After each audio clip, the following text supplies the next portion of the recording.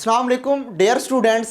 देखें स्टूडेंट्स, जब भी मैंने स्टूडेंट्स को इलेक्ट्रोस्टैटिक या इलेक्ट्रोडायनेमिक पढ़ाने की कोशिश की है तो फ़ौरन से मुझे उनके फेसेस देखकर ऐसा लगता है कि जैसे उनको बुखार सा हो गया है।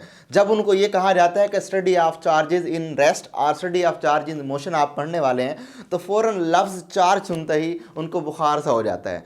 उसकी वजह क्या है? उसकी वजह ये होती है, क्या इन्होंने चार्ज के बारे नहीं पढ़ा होता? यस, उन्होंने चार्ज के बारे पढ़ा होता है, लेकिन मैट्रिक में चार्ज को इतने डिटेल में नहीं पढ़ाया जाता। वहाँ रटा सिस्टम होता है, बच्चों को रटा लगवा दिया और उसके बाद वो अगली क्लासेस में आ जाते हैं। लेकिन हमारा जो सेकंड ईयर का पोर्शन है उसमें चार्ज की इतनी ज़्यादा डिटेल नहीं है, उन्होंने डायरेक्ट कॉलम लॉ से उसको स्टार्ट की है। तो अगर हम इलेक्ट्रोस्टैटिक को डिटेल में पढ़ना चाहते हैं तो हमें उस चार्ज को बेसिक पॉइंट ऑफ व्यू से समझना होगा। और सबसे अहम पॉइंट कि इस चार्ज को एंट्री टेस्ट में एमडी कैट ई कैट के हवाले से बहुत ज़्यादा पजीराई मिलती है, क्योंकि इसमें से हर पेपर के अंदर एक या दो चार्ज के मुतालिक एमसीक्यूज आती हैं, इसलिए हमें इस चार्ज को समझना ज़रूरी है। तो अब सबसे पहला सवाल ये है कि हम चार्ज के अंदर क्या क्या चीज़ें पढ़ेंगे आज के लेक्चर में। आज के लेक्चर में हम ये देखेंगे कि चार्ज क्या होता है, चार्ज की क्या कोई डेफिनेशन है या ये कोई एक प्रॉपर्टी है, ये हम देखेंगे। उसके अलावा फिर हम ये देखेंगे कि चार्ज क्वांटिटी कौन सी है, और उसके बाद बेस है या डिराइव्ड है। उसके बाद फिर हम ये भी देखेंगे कि चार्ज के यूनिट्स क्या हैं, एसआई यूनिट्स क्या हैं, सीजीएस यूनिट्स क्या हैं। फिर उसके बाद हम ये देखेंगे चार्ज की डायमेंशन क्या होती हैं। फिर उसके बाद हम ये देखेंगे क्या एटॉमिक स्ट्रक्चर में रीडिस्ट्रीब्यूशन करने पर या चेंजिंग करने पर चार्ज में कोई तब्दीली आती है, या चार्ज का एटॉमिक स्ट्रक्चर के साथ कोई ताल्लुक है। फिर उसके बाद हम ये देखेंगे कि डिफरेंट मेथड्स क्या हैं चार्जिंग के, उसमें ड्यू टू फ्रिक्शन है, ड्यू टू कंडक्शन है, ड्यू टू इंडक्शन है, ये भी हम आज के लेक्चर में देखेंगे। फिर उसके बाद फाइनली हम ये देखेंगे कि चार्ज की प्रॉपर्टीज़ क्या होती हैं। जब चार्ज की प्रॉपर्टीज़ देख लेंगे तो चार्ज की प्रॉपर्टीज़ देखने के बाद फिर हम देखेंगे कि टाइप्स ऑफ चार्जेस क्या होते हैं, न्यूट्रलाइजेशन ऑफ चार्ज क्या होती है, और फाइनली फिर हम देखेंगे एंड पर बेसिक सा डिफरेंस, मैस और चार्ज में बेसिक डिफरेंस क्या है। तो ये आज के हमारे की पॉइंट्स हैं जो आज हमने आज के टॉपिक में कवर करने हैं। ठीक हो गया। और सबसे अहम पॉइंट कि हमने इन टॉपिक्स में इन तमाम के तमाम टॉपिक्स को एमसीक्यू यानी entry test level point of view से भी डिटेल में समझना है, इसलिए इस लेक्चर को आपने गौर से सुनना है। तो चलें, आइए हम अपने चलते हैं लेक्चर की तरफ।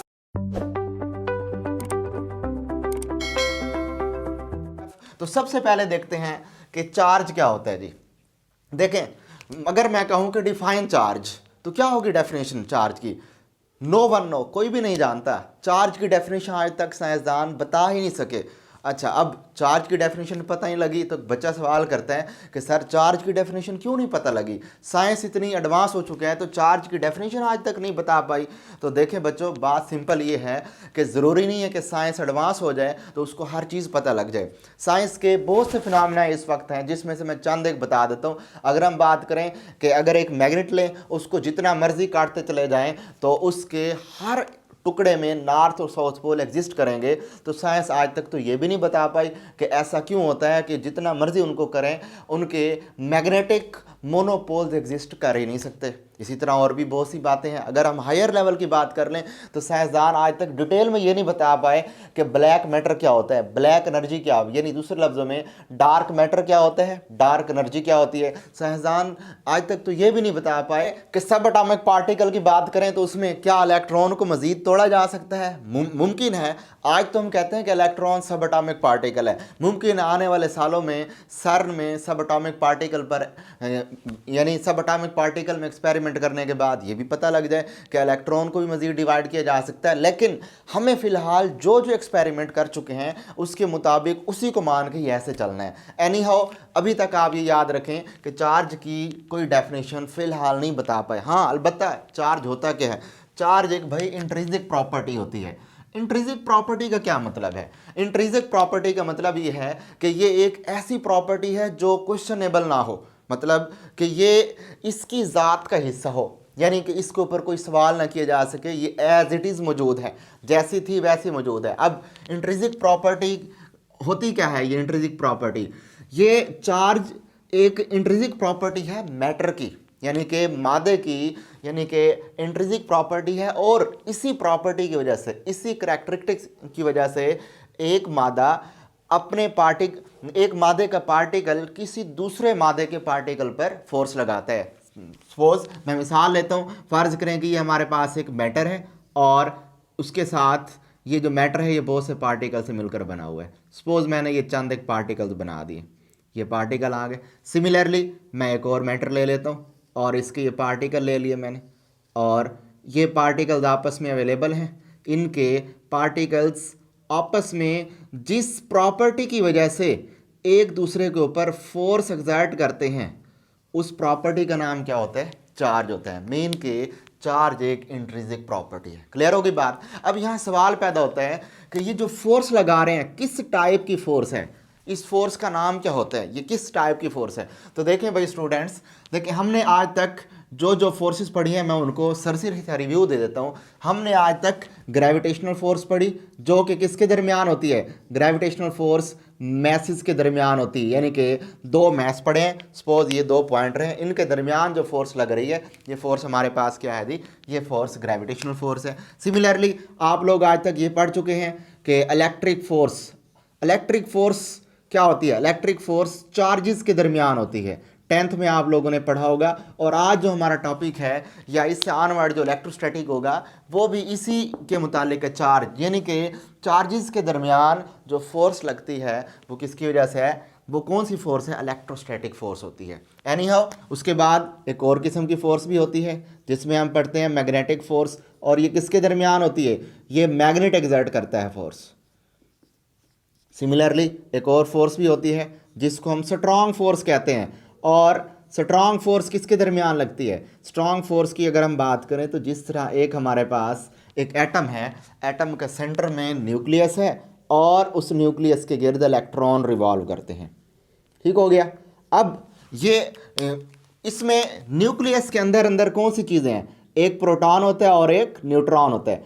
प्रोटॉन और न्यूट्रॉन्स को आपस में जो फोर्स बांध के रखती है न्यूक्लियस के अंदर अंदर, ये यूं कहा जा सकता है कि जैसे न्यूक्लियस के अंदर बहुत से प्रोटॉन्स मौजूद हैं और हर प्रोटॉन पर पॉजिटिव चार्ज है, तो ये पॉजिटिव चार्जेस की रिपल्शन की वजह से न्यूक्लियस फट क्यों नहीं जाता? आखिर क्या वजह है? असल में इनके दरमियान स्ट्रॉन्ग न्यूक्लियर फोर्स होती है जो इनको थाम के रखती है। सिमिलरली हमारे पास एक लास्ट टाइप की फोर्स भी होती है और उस लास्ट टाइप की फोर्स का नाम होता है वीक न्यूक्लियर फोर्स।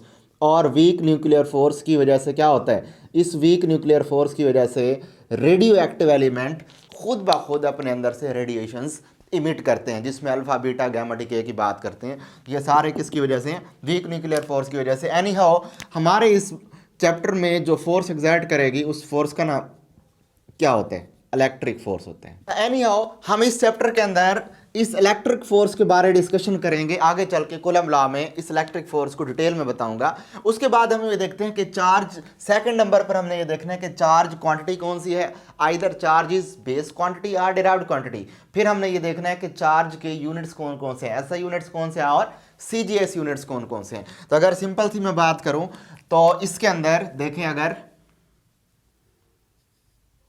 सिंपल सी लॉजिकल एक्सप्लेनेशन देख लेते हैं कि चार्ज, सबसे पहला पॉइंट कि चार्ज जो है, चार्ज एक फिजिकल क्वांटिटी है।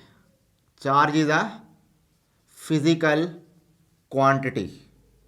अब सवाल ये है कि फिजिकल क्वांटिटी कितनी टाइप की होती हैं? फिजिकल क्वांटिटी दो टाइप की होती हैं, एक होती है बेस क्वांटिटी और एक होती है डिराइव्ड क्वांटिटीज। अब चार्ज कौन सी क्वांटिटी है फिजिकल में से? Either it is base quantity और डिराइव्ड क्वांटिटी। देखें भाई, चार्ज जो है ये एक डिराइव्ड क्वांटिटी है। समझ आ गई बात? अब बच्चों का सवाल ये होता है कि भाई चार्ज डिराइव्ड क्यों है, बेस क्यों नहीं है? जबकि हम इससे पहले पढ़ चुके हैं कि 7 बेस क्वांटिटीज में डेफिनेशन ये है कि ऐसी क्वांटिटी जो किसी और को डिफाइन तो कर सके लेकिन खुद किसी से डिफाइन ना हो। तो बच्चे कहते हैं कि ये हमारे पास एक फार्मूला है, I = Q/T। ठीक हो गया?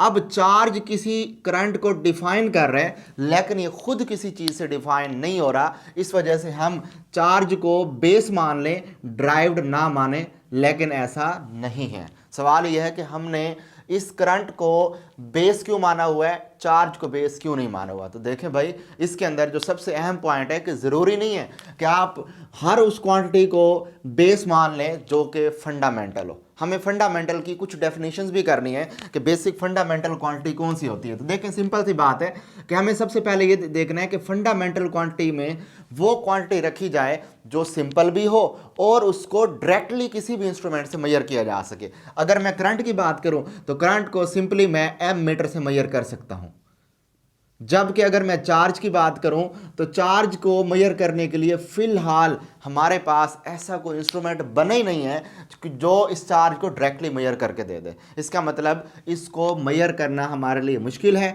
जिस वजह से हम इसको बेस क्वांटिटी यानी फंडामेंटल क्वांटिटी का हिस्सा नहीं बनाते, बल्कि हम इसको ड्राइव्ड क्वांटिटी का हिस्सा बनाते हैं, जबकि करंट को बेस क्वांटिटी का हिस्सा बनाते हैं। फिलहाल हमें इतना याद रखना है कि करंट कौन सी क्वांटिटी है, ड्राइव्ड क्वांटिटी है। क्लियर हो गई बात ये। सिमिलरली अगर हम इनके यूनिट्स की बात कर लें तो ये जो कौन सा यूनिट है, ये हमारे पास अगेन चूंकि ये क्वांटिटी है ड्राइव्ड, सिमिलरली यूनिट कौन सा होगा, यूनिट भी ड्राइव्ड होगा। और इसका यूनिट क्या है, इसका यूनिट कोलम्ब है। लेकिन इस कोलम्ब, ये कोलम्ब कौन सा यूनिट है? जब हम बात करते हैं यूनिट्स की तो यूनिट्स यानी कि मोस्टली हम दो यूनिट्स की बात कर रहे होते हैं। पहले नंबर पे हम कहते हैं कि इसके अंदर SI unit, system international unit, और दूसरे नंबर पर हम कहते हैं सीजीएस यूनिट।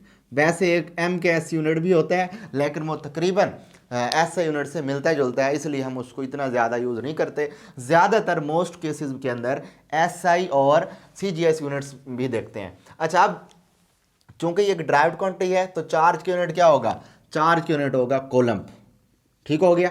और उस कॉलम को कैसे डिफाइन किया जाता है, क्योंकि हमें पता है कि Q is equal to AT। इस फार्मूले के अकॉर्डिंग T को आप इस साइड लेकर चले जाएं, करंट का यूनिट एम्पेयर है तो एम्पेयर सेकंड आ जाएगा, AT से मुराद एम्पेयर सेकंड हो गया, तो करंट का यूनिट हो गया कूलम्ब। जबकि अगर मैं CGS सिस्टम की बात करूं तो CGS सिस्टम में करंट का यूनिट क्या होगा, CGS सिस्टम में करंट का यूनिट ESU होता है। ESU का क्या मतलब है, इलेक्ट्रोस्टैटिक यूनिट। ESU का क्या मतलब है, इलेक्ट्रोस्टैटिक यूनिट, या इसको स्टैट यूनिट भी कहते हैं। स्टैट यूनिट भी अक्सर बुक्स में लिखा हुआ नजर आता है। इसका CGS यूनिट स्टैट यूनिट है, जबकि इसका SI यूनिट कूलम्ब है। क्लियर हो गई बात ये। अच्छा, अब उसके बाद नेक्स्ट है कि इसके अंदर जो चार्ज है, किसी भी एक इलेक्ट्रॉन पर minimum charge on electron SI system के मुताबिक, जो कि मिल्कॉन्स आयल मेथड के जरिए हम आगे आके पढ़ेंगे, और मिनिमम चार्ज ऑन इलेक्ट्रॉन की वैल्यू होती है 1E is equal to 1.6 multiply 10⁻⁻19 coulomb. ठीक हो गया। यानी कि अगर हम कूलम्ब की शेप में मिनिमम चार्ज ऑन इलेक्ट्रॉन निकालें तो उसकी वैल्यू ये है। इसके बरक्स अब अगर मैं बात करूं कि CGS सिस्टम में मिनिमम चार्ज ऑन इलेक्ट्रॉन कितना होता है, तो 1E इज इक्वल टू, इसकी वैल्यू होती है 4.8 मल्टीप्लाई 10⁻⁻10 ESU, इलेक्ट्रोस्टैटिक यूनिट होता है। क्लियर हो गई बात ये। अच्छा, ये तो था इनके दरमियान बेसिक सा डिफरेंस। उसके बाद हम देख रहे हैं कि एक कूलम्ब और CGS, इनके दरमियान बेसिक रिलेशन क्या होता है। अगर हम बात करें तो 1 कूलम्ब किसके बराबर होता है, 1 coulomb is equal to 3 multiply 10⁻⁹ ESU, electrostatic unit के बराबर होता है। याद रख लें, कितने के बराबर है जी, 1 coulomb is equal to 3 multiply 10⁻⁹ ESU के बराबर है। क्लियर हो गई बात ये। अच्छा, अब उसके बाद फिर अगर हम बात करें इनके रिलेशन, इसमें देखा जाए तो एक कूलम्ब इतने ESU से मिलकर बन रहा है। क्या मतलब है इसका, अगर हम थोड़ा सा इसको फील करें, क्या फीलिंग क्या आ रही है, देखें, फील करें अगर हम इसको, तो फील करने से मुझे नज़र आ रहा है कि एक कूलम्ब को इतना छोटा चार्ज नहीं है, बल्कि ये बहुत बड़ा चार्ज है। कितना, 3 के आगे कितने ज़ीरो लगाने पड़ेंगे, 9 ज़ीरोज़ लगाने पड़ेंगे। ये 9 ज़ीरोज़ मैं लगा रहा हूँ, तो ये इतनी बड़ी वैल्यू है, यानी इतने ESU मिलकर एक कूलम्ब बना रहे हैं। तो पता लगा कि coulomb is big unit and electrostatic unit is smaller unit, ये छोटा यूनिट है। ठीक हो गया। अच्छा, नॉर्मली कूलम्ब चूंकि एक बड़ा यूनिट है, तो क्या इसके कोई और भी छोटे यूनिट होते हैं? यस, इसके और भी छोटे यूनिट हैं। इसके और छोटे यूनिट कौन कौन से हैं? इसका माइक्रो कोलम्ब इसका एक छोटा यूनिट है जिसको हम कहते हैं 10⁻⁻⁶ कोलम्ब। इसी तरह अगर मैं बात करूं तो इसके और भी नैनो कोलम्ब भी इसका एक छोटा यूनिट है जो कि 10⁻⁹ कोलम्ब के बराबर होता है। ठीक है जी। तो ये तो बात होगी हमारे पास यूनिट्स की। बिगर यूनिट्स की डिस्कशन भी कर ली, एसआई यूनिट भी देख लिया, सीजीएस यूनिट भी देख लिया, और उसके बाद उनके smaller unit in case of SI system भी देख लिए जो कि माइक्रो कोलम्ब या नैनो कोलम्ब भी होते हैं। ठीक हो गई बात ये। अच्छा, उसके बाद नेक्स्ट हम ये देख रहे हैं कि एक कोलम्ब के, बल्कि नेक्स्ट हम ये देख रहे हैं कि इनकी रेशो, एक एमसीक्यू आ जाती है। वो एमसीक्यू क्या होती है? उस एमसीक्यू में वो आपको कहते हैं कि what is the ratio of, next MCQ की डिस्कशन कर रहे हैं। यहाँ से एक एमसीक्यू बनती है और वो एमसीक्यू ये होती है जी कि ratio of ESU to coulomb is equal to. तो याद रख लें स्टूडेंट्स कि इनकी अगर हम रेशो निकालें तो सिंपल इसकी रेशो हमारे पास निकलती है स्पीड ऑफ लाइट यानी कि 3 × 10⁸ डेसीमीटर पर सेकंड के बराबर होती है। ये एमसीक्यू याद रखना है। अगर पूछ लिया जाए कि the ratio of ESU to coulomb, ये यूं कहा जाए कि the ratio of CGS system, the ratio of unit of charge in CGS system to the unit of charge in SI system is equal to, तो वो speed of light decimetre पर second के बराबर होती है। क्लियर हो गई बात ही। अच्छा, उसके बाद फिर एक और एमसीक्यू यहां से आती है, और वो एमसीक्यू हमारे पास क्या है? नेक्स्ट एमसीक्यू हमारे पास आती है कि एक कॉलम में कितने चार्ज पाए जाते हैं। तो देखें भाई स्टूडेंट्स, एक कॉलम में 6.25 × 10⁻18 इलेक्ट्रॉन्स पाए जाते हैं। ये इसको हम आगे जाके देखेंगे इसी टॉपिक के अंदर ही, क्वांटाइजेशन ऑफ चार्ज में, यानी प्रॉपर्टीज ऑफ चार्ज में देखेंगे। फिलहाल के लिए इसको इतना याद रख लें कि इतने चार्जेस होते हैं। इसको भी हम आगे जाके डिटेल में देखेंगे कि ये कॉलम, इसका मतलब क्या है, इसकी फीलिंग देखेंगे कि आखिर ये कितनी बड़ी वैल्यू है। जब हम कहते हैं कि किसी बॉडी पे एक कूलम चार्ज है तो आखिर कितने इलेक्ट्रॉन ट्रांसफ़र या गेन हुए होते हैं या लॉस हुए होते हैं, ये भी हम उसके अंदर देखेंगे। ठीक हो गया। तो ये अभी तक हमने देख लिया इसके, यानी कि चार्ज को भी स्टडी कर लिया हमने, उसके बाद क्वांटिटी को भी स्टडी कर लिया हमने, और उसके बाद फिर हमने यूनिट को भी स्टडी कर लिया। अब उसके बाद इसके अलावा मैं एक और चीज़ भी डिस्कस कर लेता हूँ कि हम इसके अंदर ये भी देख लेते हैं कि इसकी डायमेंशन क्या होंगी, डायमेंशंस ऑफ चार्ज। अगर चार्ज की डायमेंशन निकाले जाएं तो चार्ज की डायमेंशन क्या होगी। तो इसी फार्मूले को मैं रिपीट कर रहा हूं। ये फार्मूला क्या है हमारे पास, Q is equal to AS। अब अगर मैं इसकी डायमेंशन निकालना चाहूं तो Q की डायमेंशन, इसी तरह A की डायमेंशन, और इसी तरह S की डायमेंशन। तो इसको सिंपली हम यूं भी लिख सकते हैं, एम्पेयर की डायमेंशन A ही होती है जबकि इसकी कैपिटल T होती है। तो ये सिंपल इसको यूं लिखा जा सकता है, या फिर अब इसको यूं भी लिख सकते हैं m⁻⁴ l⁻⁴ TA। अगर यूं लिखा हुआ आ जाए ये भी चार्ज की डायमेंशन होगी, और अगर ऊपर इस तरह लिखा हुआ नजर आ जाए ये भी चार्ज की डायमेंशन होगी। ठीक हो गई बात ये। तो ये तो था हमारे पास कि चार्ज की यूनिट्स, डायमेंशन, हर चीज़ हमने देख ली। अब हम ये देखते हैं क्या एटॉमिक स्ट्रक्चर का चार्ज के साथ कोई ताल्लुक है। तो सिंपल सी बात है कि हम इसमें ये देखना चाह रहे हैं कि अगर कोई हमारे पास एटॉमिक स्ट्रक्चर हो तो क्या वो चार्ज के साथ कोई पॉसिबिलिटी रखती है, चार्ज के साथ इसका कोई ताल्लुक है। तो सिंपल अगर मैं एक ले लूँ, कोई भी एक मटेरियल ले लूँ, एक बॉक्स ले लेता हूँ, ये एक मैटर का बना हुआ एक बॉक्स है, मटेरियल बॉक्स है। अब इस मटेरियल बॉक्स की बात करें तो इस मटेरियल बॉक्स का जो स्मॉलेस्ट यूनिट होगा, यानी कि स्मॉलेस्ट 3 यूनिट की बात करूं तो वो एक अप्रॉक्सीमेटली एटम कहलाएगा। फ़र्ज़ कर लें कि ये हमारे पास एक बॉक्स है और इस बॉक्स का एक स्मॉलेस्ट यूनिट की बात कर रहा हूँ, और वो स्मॉलेस्ट यूनिट क्या है, वो ये सपोज़ कि ये एक स्मॉलेस्ट यूनिट है और मैं इस स्मॉलेस्ट यूनिट को एटम कंसिडर कर लेता हूँ। ठीक हो गया। सपोज़ ये एक एटम है, और एटम की अगर 2 डायमेंशनल स्ट्रक्चर देखी जाए तो 2 डायमेंशनल स्ट्रक्चर ये होती है कि दरमियान में सेंटर में न्यूक्लियस होता है और उसके गिर्द ऑर्बिट रिवॉल्व कर रहे होते हैं। लेकिन एक्चुअल जो स्ट्रक्चर होती है वो 3 डायमेंशनल स्ट्रक्चर होती है, और 3 डायमेंशनल स्ट्रक्चर के अकॉर्डिंग एक न्यूक्लियस के गिर्द इलेक्ट्रॉन यूं भी रिवॉल्व कर रहे होते हैं, इस तरह भी रिवॉल्व कर रहे होते हैं, और इस तरह से भी, यानी कि इस शेप के अंदर भी रिवॉल्व कर रहे होते हैं। 3D स्ट्रक्चर होती है। एनी हाउ फिलहाल हम यहाँ पर आसानी की खातिर 2D स्ट्रक्चर बना देते हैं जिसके गिर्द इलेक्ट्रॉन रिवॉल्व कर रहे हैं, और इसके सेंटर में प्रोटॉन और न्यूट्रॉन होते हैं। न्यूट्रॉन पे कोई चार्ज नहीं होता है, जबकि आप जानते हैं कि प्रोटॉन पर पॉजिटिव चार्ज होता है। अच्छा, अब नॉर्मली डेली लाइफ की बात की जाए तो डेली लाइफ के अंदर प्रोटॉन और इलेक्ट्रॉन इक्वल तादाद में होते हैं। नॉर्मली अगर हम देखा जाए, यानी जिस वक्त प्रोटॉन और इलेक्ट्रॉन बराबर होंगे उस वक्त आप कहेंगे कि इस बॉडी पर कोई नेट चार्ज नहीं है, यानी कि इसके ऊपर जो नेट चार्ज है क्यू, नेट चार्ज की वैल्यू 0 होगी।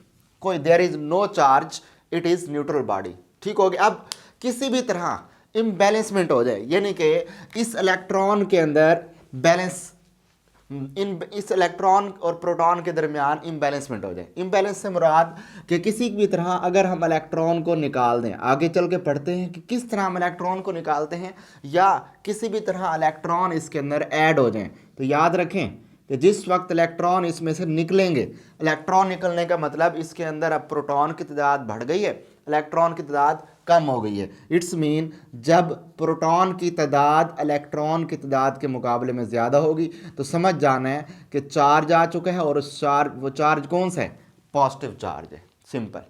और इसी तरह अगर किसी भी तरह से इलेक्ट्रॉन इसमें ऐड कर दिया जाए, तो ऐड करने का मतलब अब इसमें इलेक्ट्रॉन की तादाद प्रोटॉन के मुकाबले में ज़्यादा हो चुकी है। तो समझ जाना है आपने कि जिस वक्त प्रोटॉन की तादाद इलेक्ट्रॉन से कम हो जाए तो उस वक्त आपने समझ जाना है कि इसके ऊपर as a whole net negative charge आ चुका है, जबकि जब प्रोटॉन की तादाद इलेक्ट्रॉन से ज़्यादा हो तो नेट पॉजिटिव चार्ज आ जाएगा। सिंपल सी बात है। This is imbalancing of proton and electron ratio, यानी जब इनकी आपस में इम्बैलेंसमेंट हो जाएगी तो कोई ना कोई चार्ज आ जाएगा। ठीक हो गया। अब सवाल ही पैदा होता है कि आखिर ये इलेक्ट्रॉन किस तरह इसके ऊपर आ सकता है और किस तरह नहीं आ सकता। इसके 3 मेथड होते हैं। ठीक हो गया। पहला मेथड है मेथड टू ट्रांसफ़र इलेक्ट्रॉन, यानी कि इलेक्ट्रॉन को किसी एक जगह से दूसरी जगह ट्रांसफ़र करने के कुछ मेथड हैं। लेकिन सबसे पहला पॉइंट, यहाँ 2 सवाल हैं, उन 2 सवालों के बाद मैं मेथड ऑफ चार्जिंग बताऊँगा। पहला सवाल ये यहाँ हमारे पास कि क्या हम यहाँ हर वक्त यही कहेंगे कि इसके अंदर भी ये कहेंगे कि इलेक्ट्रॉन ट्रांसफ़र हुआ है? हम ये क्यों नहीं कह रहे कि प्रोटॉन ट्रांसफ़र हुआ है? ऐसा हम क्यों नहीं कहते?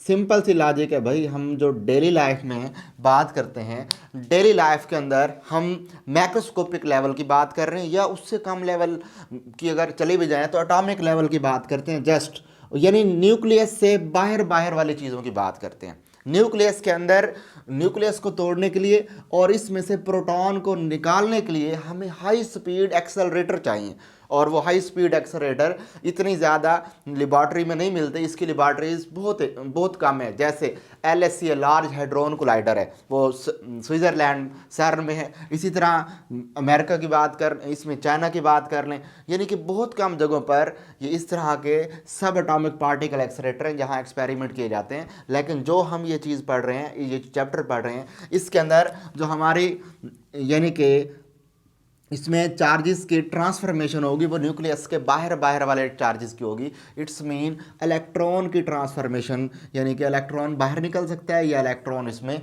ऐड हो सकता है, प्रोटॉन नहीं हो सकता। हाँ, प्रोटॉन को कराया जा सकता है, लेकिन प्रोटॉन को कराने के लिए हमें न्यूक्लियर फिजिक्स, पार्टिकल फिजिक्स की तरफ मूव करना पड़ेगा, जिसमें न्यूक्लियस को तोड़ने के लिए हमें बहुत ज़्यादा एनर्जी चाहिए। फिर उसमें से प्रोटॉन निकलेंगे और वो न्यूक्लियर रिएक्शंस की तरफ मूव कर जाएंगे। एनी हाउ, फिलहाल आपको याद रखना है कि यहाँ पर इलेक्ट्रॉन ट्रांसफ़र होंगे, प्रोटॉन ट्रांसफ़र नहीं होंगे। ठीक हो गया। पहला सवाल क्लियर हो गया। दूसरा सवाल यहाँ पे है कि हमारे पास, आपको जानते हैं, दूसरा सवाल यहाँ पर कि आप जानते हैं कि हमारे पास बॉडीज़ नॉर्मली 2 किस्म की होती हैं। पहली होती है कंडक्टर, यानी कि कंडक्टर बॉडी होती है, और दूसरा होता है इंसुलेटर। अच्छा, अब इंसुलेटर और कंडक्टर की अगर हम बात करें तो इंसुलेटर वो होता है जिसमें से चार्ज फ्लो नहीं कर सकता, यानी कि चार्ज अपने अंदर से इंसुलेटर पास नहीं करवा सकता। और आप ये भी जानते हैं, ये पढ़ चुके हैं कि कंडक्टर अपने अंदर से चार्ज को फ्लो करा सकता है। दूसरे लफ्ज़ों में कंडक्टर में से करंट इजीली फ्लो कर सकता है, इंसुलेटर में से नहीं कर सकता। लेकिन यहाँ पर जो पूछने वाला क्वेश्चन है वो ये होता है कि अगर फ़र्ज़ करें कंडक्टर है हमारे पास और कंडक्टर है न्यूट्रल, और न्यूट्रल से मुराद ये कि इसके अंदर पॉजिटिव और नेगेटिव चार्जेस की तादाद बराबर है। सपोज मैं कहता हूँ कि 3 पॉजिटिव चार्ज हैं और 3 नेगेटिव चार्ज हैं, यानी कि पॉजिटिव और नेगेटिव चार्जेस की तादाद बराबर है। अगर हम इसके गिर्द कोई भी बॉडी लेकर आएँ तो ये चार्जेस जो यहाँ पर पड़े हुए हैं इनकी ईजिली रीडिस्ट्रीब्यूशन की जाती है। रीडिस्ट्रीब्यूशन हो सकते हैं यानी कि शफलिंग हो सकती है। शफलिंग से मुराद ये कि पॉजिटिव वाले एक तरफ आ सकते हैं जबकि नेगेटिव वाले दूसरी तरफ जा सकते हैं। ये बात याद रखें। इसके बरक्स ये जो हमारे पास इंसुलेटर है, इंसुलेटर की बात करें तो इंसुलेटर के अंदर ऐसा पॉसिबल ही नहीं होता। याद रखें क्यों? क्योंकि ये इसके अंदर ऐसी प्रॉपर्टी पाई ही नहीं जाती, ऐसा कुछ नहीं हो सकता। ये तो बात थी इसकी अंदर अंदर की बात। लेकिन अब अगर बात करें चार्ज इनकी सरफेस के ऊपर, अगर आउटर सरफेस के ऊपर मौजूद हो तो आउटर सरफेस पे क्या कुछ होता है। फ़र्ज़ कर लें कि इसकी मैं आउटर सरफेस के ऊपर चार्ज लेकर आया हूँ किसी भी तरह, और इसी तरह इसके इंसुलेटर के ऊपर भी मैं किसी तरह चार्ज लेकर आया हूँ। तो याद रखें इंसुलेटर के सरफेस के ऊपर जब आप चार्ज लेकर आए और चार्ज फ़र्ज़ कर लिया इस जगह पर मौजूद है, ठीक हो गया। क्या है जी? चार्ज सिर्फ और सिर्फ इस जगह मौजूद है। हम ये कहेंगे कि इंसुलेटर के केस में जिस जगह पर चार्ज आके रखे हैं वहीं के वहीं रहेंगे, वो यहाँ से इधर उधर मूव नहीं कर सकेंगे। इसके बरक्स अगर कंडक्टर की बात करें तो कंडक्टर की सतह के ऊपर अगर हमने चार्ज यहाँ पे रखे हैं तो कंडक्टर में चार्जेस यहाँ पर सिर्फ और सिर्फ नहीं रहेंगे बल्कि ये चार्जेस पूरी कंडक्टर की सरफेस के ऊपर डिस्ट्रीब्यूट कर जाएंगे। ये आपसे एमसीक्यू में कंसेप्चुअल पॉइंट आगे उसे पॉइंट पूछा जा सकता है। तो आपने याद रखना है कि कंडक्टर की सरफेस के ऊपर चार्जेस डिस्ट्रीब्यूट हो जाते हैं, किसी भी जगह रखें वो पूरी सरफेस पर डिस्ट्रीब्यूट हो जाएंगे। जबकि इंसुलेटर के केस में जितनी जगह पर रखेंगे वो वहीं पर ही पड़े रहेंगे, इधर उधर मूव नहीं करेंगे।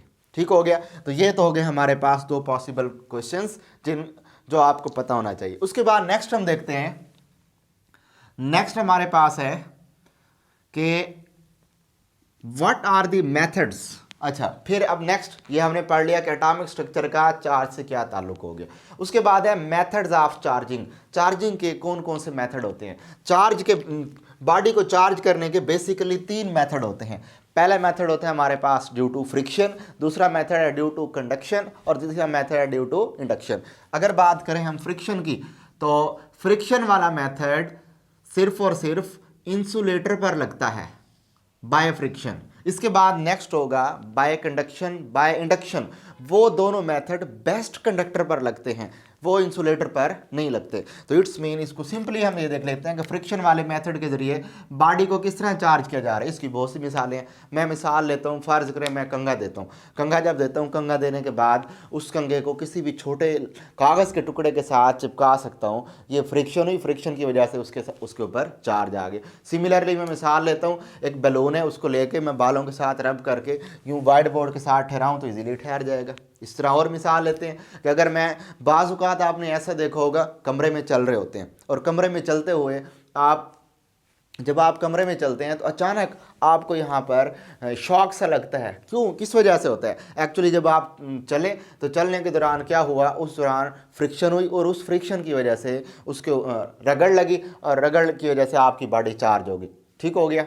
तो ये इसकी चंद एक मिसालें हैं जो कि किसी बॉडी पर चार्ज आना है ड्यू टू फ्रिक्शन। इसकी एक मिसाल लेते हैं, फ्रिक्शन के अंदर होता क्या है। सपोज मेरे पास ये 2 पॉइंटर हैं, ये 2 पॉइंटर हैं। इन 2 पॉइंटर को अगर मैं रब करता हूँ तो रब करने के दौरान एक पर पॉजिटिव चार्ज आ जाएगा, एक पर नेगेटिव चार्ज आएगा। कैसे, हाउ इज़ इट पॉसिबल? इसका फिनोमेना क्या होता है? देखें, फ़र्ज़ कर लें कि ये पॉइंटर है, इस पॉइंटर के भी बहुत से चार्जेस एटम होंगे और ये वाला पॉइंटर है, इसके भी बहुत से एटम होंगे। ठीक हो गया। अब मैं क्या करता हूँ, इनमें से उन तमाम एटमों में से मैं चंद एक एक एटम बना देता हूँ। सपोज ये एक एटम है ए और ये एक एटम है किसी दूसरे पॉइंटर का या किसी दूसरी बॉडी का जिसको मैं बी से ज़ाहिर कर देता हूँ। 2 हमारे पास एटम्स हो गए। क्लियर है बात ये?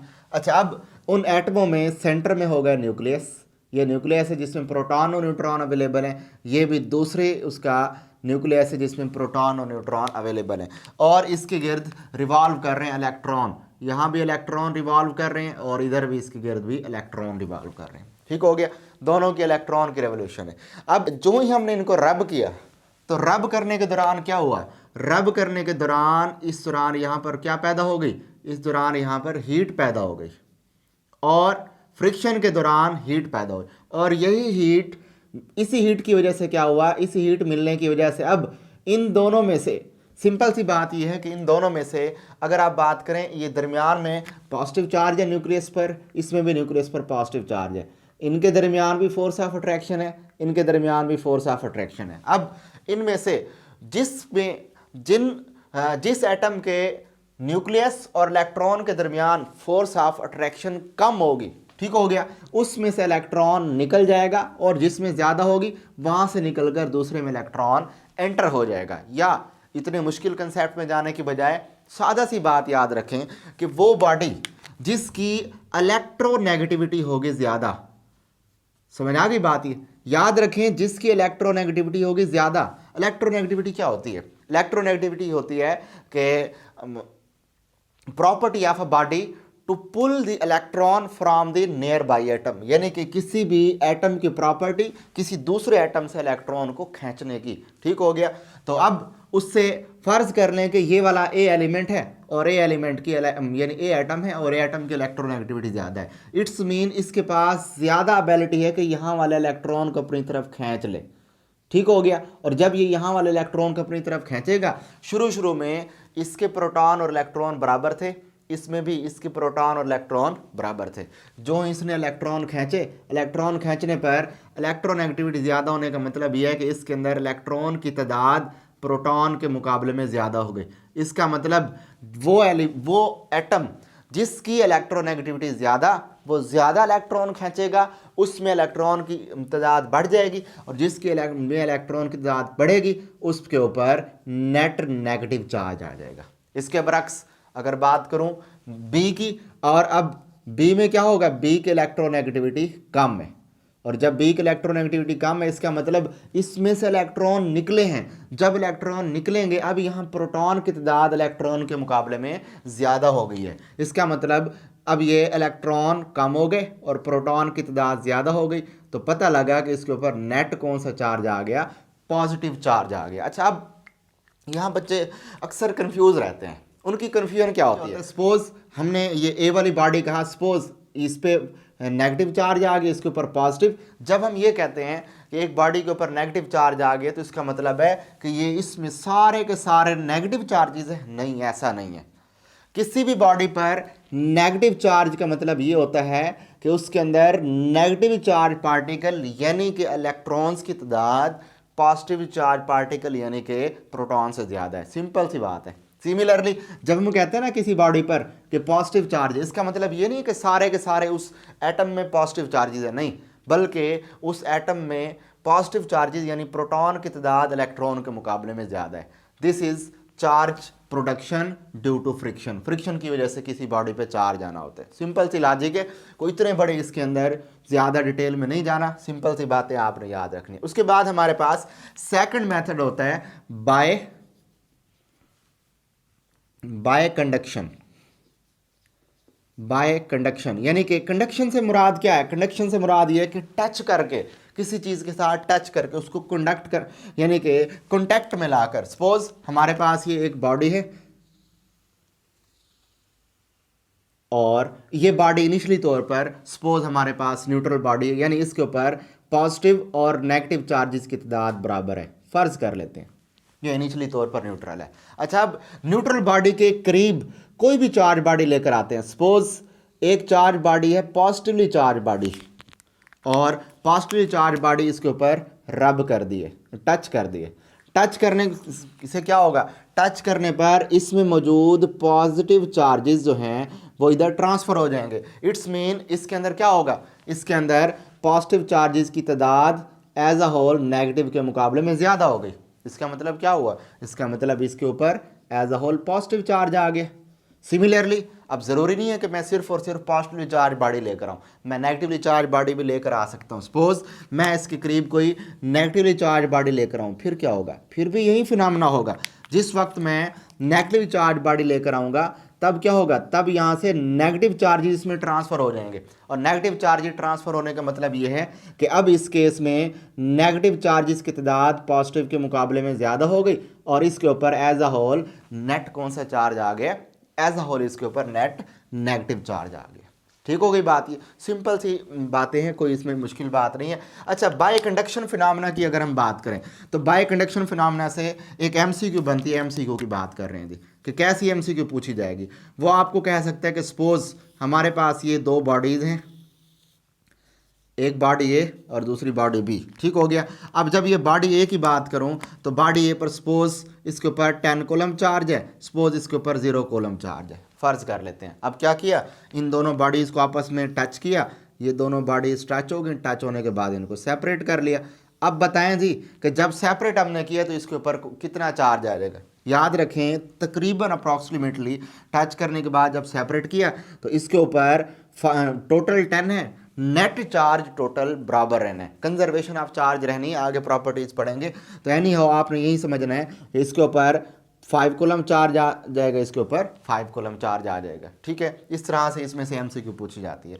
उसके बाद नेक्स्ट हम देख रहे हैं कि लास्ट किस्म का मेथड है, और इस मेथड का नाम होता है बाय इलेक्ट्रोस्टैटिक इंडक्शन। अच्छा, कंडक्शन वाला फिनोमेना डेली लाइफ में कहाँ यूज़ होता है? डेली लाइफ में सिंपल सी बात है, आप क्या करें, आप एक कैपेसिटर ले लें, पंखे वाला कैपेसिटर उतार लें, और पंखे वाला कैपेसिटर उतारने के बाद उसकी दोनों तारों को स्विच के अंदर लगा दें। स्विच में लगाने के बाद बाहर निकाल लें, आराम से आपने ये काम करना है। और बाहर निकालने के बाद अब आपने डेमो के तौर पर देखना है कि वो कैपेसिटर चार्ज हुआ है या नहीं हुआ। क्यों, आपने क्या किया है, तारों को आपने टच किया उसके साथ, बोर्ड में लगाया, बोर्ड में लगाने के बाद अब आपने उस कैपेसिटर की तारों को आपस में जॉइन कर लेना है। आपको नज़र आएगा कि उन कैपेसिटर की तारों में को जॉइन करने पर स्पार्किंग प्रोड्यूस होगी, हालांकि पहले जब आपने टच किया था उस वक्त स्पार्किंग प्रोड्यूस नहीं हुई थी। इसका मतलब ये था कि कैपेसिटर चार्ज हो चुका है, and this charging of capacitor is due to conduction. ठीक हो गया, इस तरह के मेथड क्या कहलाता है, बाय कंडक्शन कहलाता है। सिमिलरली एक और मेथड होता है, last one method by induction.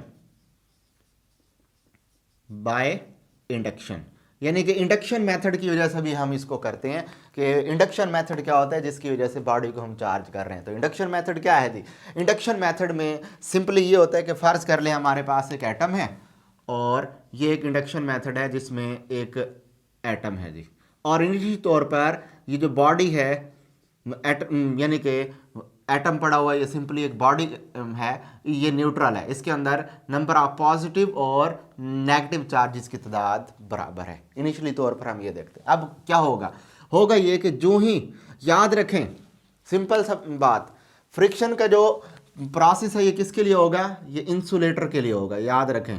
और इंसुलेटर के लिए मैंने आपको बता दिया कि जब हम इंसुलेटर की बात करते हैं तो बॉडी जो है उसकी सरफेस के ऊपर एक ही जगह रहती है, वो इधर उधर मूव नहीं करती। जबकि इसकी बात करें तो ये किसके लिए वैलिड होगा, ये बेस्ट कंडक्टर के लिए वैलिड होगा। और बेस्ट कंडक्टर का मतलब ये है कि बेस्ट कंडक्टर के सरफेस के ऊपर भी चार्जेस डिस्ट्रीब्यूट मुकम्मल हो सकते हैं, और इसके अंदर भी शफलिंग ऑफ चार्जेस हो सकती है, और इस शफलिंग ऑफ चार्जेस को हम कहते हैं पोलराइजेशन कहा जाता है। बहरहाल उसके बाद है by induction. By induction method भी बेस्ट कंडक्टर के लिए वैलिड होगा, याद रख लें, it is also valid for best conductor. ये भी हमारे पास बेस्ट कंडक्टर के लिए वैलिड होगा, इंसुलेटर के लिए वैलिड नहीं होगा। अच्छा, अब बाय इंडक्शन मेथड से हम क्या कर रहे हैं, फर्ज करें हमारे पास एक बॉडी है जो कि कंडक्टर है, इसके करीब, और इसमें इंडक्शन मेथड में किसी भी चार्ज बॉडी को टच नहीं करना, विदाउट टचिंग ये फिनोमेना होता है। अब इस प्रोसेस में क्या होता है, इस प्रोसेस के अंदर हम क्या करते हैं, एक चार्ज बॉडी लेकर आते हैं। सपोज ये एक पॉजिटिवली चार्ज बॉडी है, जो ही मैं इसके करीब लेकर आया, अब क्या होगा, पॉजिटिव चार्ज बॉडी इसके करीब लेकर आने पर फिनोमेना ये हुआ कि इसके अंदर मौजूद नेगेटिव चार्जेस एक साइड पर आ गए, शफल कर गए, एक तरफ चले गए, और इसमें मौजूद पॉजिटिव चार्जेस इसके दूसरी साइड पर चले गए। ये दूसरी साइड पर शफल हो गए, यानी कि रीडिस्ट्रीब्यूशन ऑफ चार्जेस हो गई। और इस रीडिस्ट्रीब्यूशन ऑफ चार्जेस का नाम क्या होता है?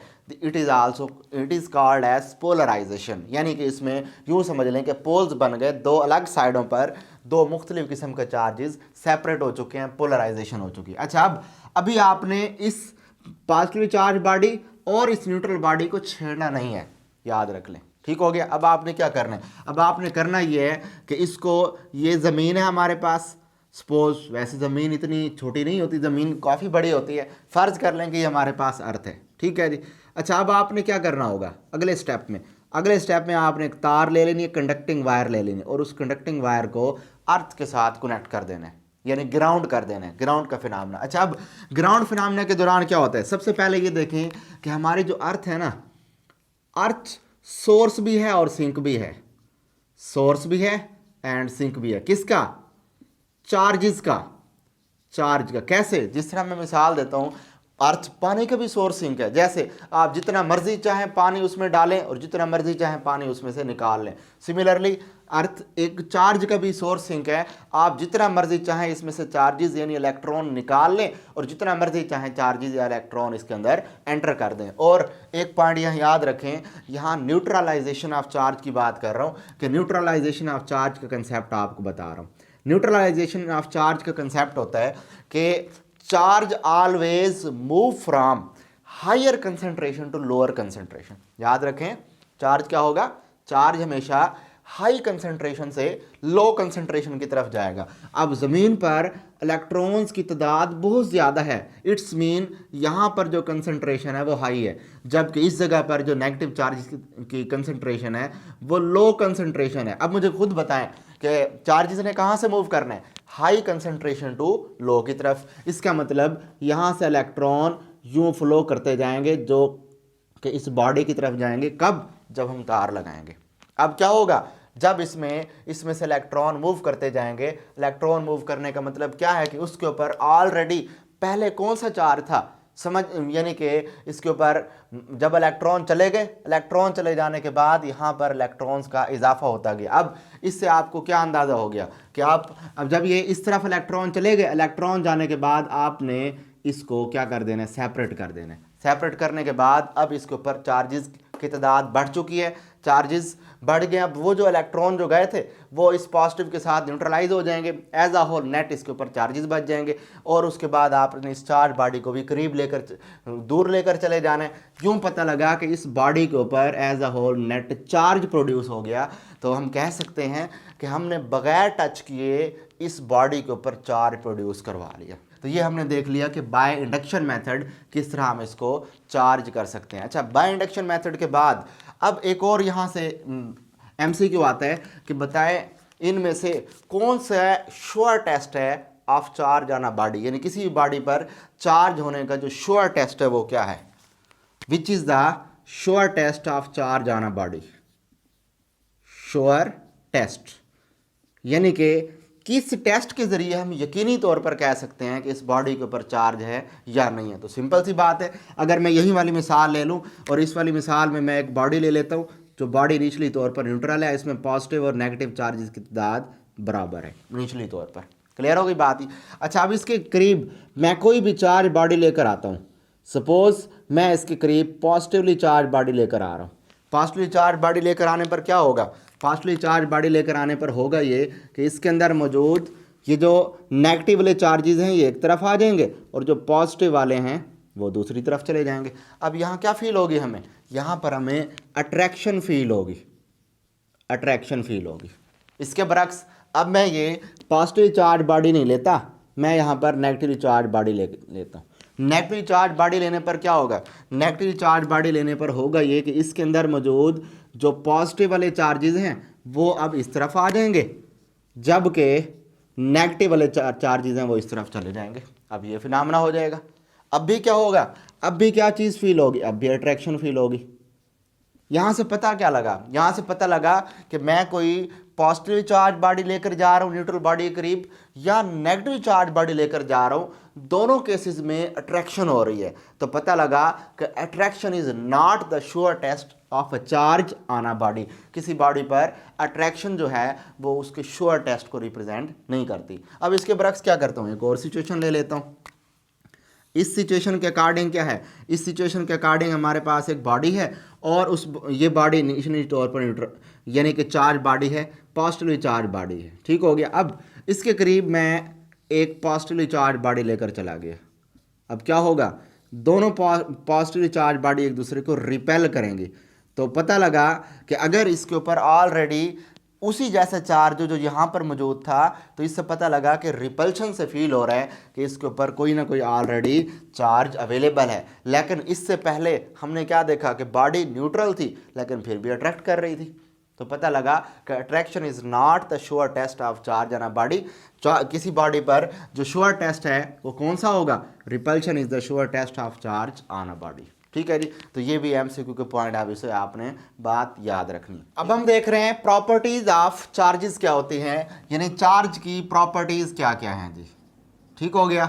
अब इसमें सबसे पहले अगर हम बात करें चार्ज की, पहली प्रॉपर्टी बहुत सिंपल बहुत आसान सी है कि इसमें एग्जिस्टेंस ऑफ मैस होता है। यानी कि पहली प्रॉपर्टी में हम कह सकते हैं कि एक चार्ज का हमेशा मैस होगा। ठीक है, एग्जिस्टेंस ऑफ मैस। देखिए एक मैं जुमला बोल रहा हूँ यहाँ, बड़ा सिंपल सा जुमला है। मैंने ये कहा कि मैं ये कह रहा हूँ कि हर मैस का चार्ज होना ज़रूरी नहीं है, लेकिन हर चार्ज का मैस होगा। यानी इसको यूँ कहें, ये ज़रूरी नहीं है कि हर मैस का चार्ज हो, जबकि ये ज़रूरी है कि हर चार्ज का मैस होना चाहिए। अब इसमें से एमसीक्यूज़ क्या पूछी जाएंगी, अब इसमें से एमसीक्यू ये पूछते हैं कि वो कहते हैं फ़र्ज़ कर लें कि हमारे पास एक बॉडी है और इस बॉडी में एक इलेक्ट्रॉन निकल गया है। तो एक इलेक्ट्रॉन निकल गया और ये साथ एक बॉडी दूसरी पड़ी हुई है, इस दूसरी बॉडी में आ गया। तो बताएं इनके कोई मैस में फ़र्क पड़े, ये इलेक्ट्रॉन इसके अंदर ऐड हो गया। इसका मतलब क्या हुआ, इसका मतलब ये हुआ कि इसके अंदर एक इलेक्ट्रॉन बढ़ गया, इलेक्ट्रॉन का इजाफा हो गया, जबकि इसमें से इलेक्ट्रॉन की कमी हो गई है। तो क्या मतलब है, इलेक्ट्रॉन की कमी होने का मतलब इलेक्ट्रॉन का मैस कितना था, इलेक्ट्रॉन का आपको मैस पता है, EM is equal to 9.1 multiply 10⁻³ kg। इसका मतलब अगरचे ये मैस बहुत थोड़ा है जिसको हम डेली लाइफ में इग्नोर कर देते हैं, लेकिन ये मैस इसमें से इतना कम हो गया और इसमें इतना मैस बढ़ गया है, तो हम ये कहेंगे कि जब किसी बॉडी में से इलेक्ट्रॉन निकल जाए, तो इलेक्ट्रॉन निकलने का मतलब ये होता है कि उस बॉडी के ऊपर पॉजिटिव चार्ज आ गया है। और जब किसी बॉडी में इलेक्ट्रॉन इंटर होते हैं, इजाफा हो जाता है, हम कहते हैं उस बॉडी के ऊपर नेगेटिव चार्ज आ गया। इसका मतलब जब किसी बॉडी पे पॉजिटिव चार्ज आता है, उसमें से इलेक्ट्रॉन निकलते हैं, इट्स मीन 9.1 ज़रब 10 की ताकत -31 किलोग्राम मैस इसका कम हो जाता है।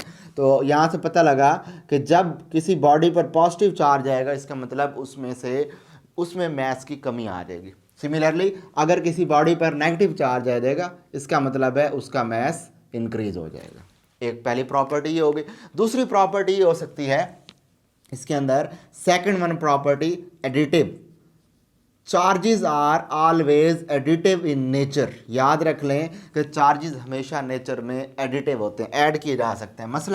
मसलन फ़र्ज़ कर लें हमें पता है चार्ज कौन सी क्वांटिटी है, चार्ज एक स्केलर क्वांटिटी है। स्केलर का क्या मतलब होता है, स्केलर का मतलब ये होता है कि ऐसी क्वांटिटी जिसकी मैग्नीट्यूड तो हो लेकिन उसकी डायरेक्शन ना हो। तो अब स्केलर क्वांटिटी एक ऐसी क्वांटिटी है जो मैग्नीट्यूड रख रही है लेकिन डायरेक्शन नहीं है। अब फ़र्ज़ कर लें कि मेरे पास यहाँ कुछ पॉइंट्स पड़े हुए हैं, ये एक बॉडी ए जिसका चार्ज फ़र्ज़ कर लें Q1 है जो कि 10 कूलम्ब है। इस तरह चार्ज बॉडी B है, इसका चार्ज Q2 जो कि 2 कूलम्ब है। सिमिलरली बॉडी 3 है जिसको मैं C से ज़ाहिर कर रहा हूँ, चार्ज Q3 है और ये 3 कूलम्ब है।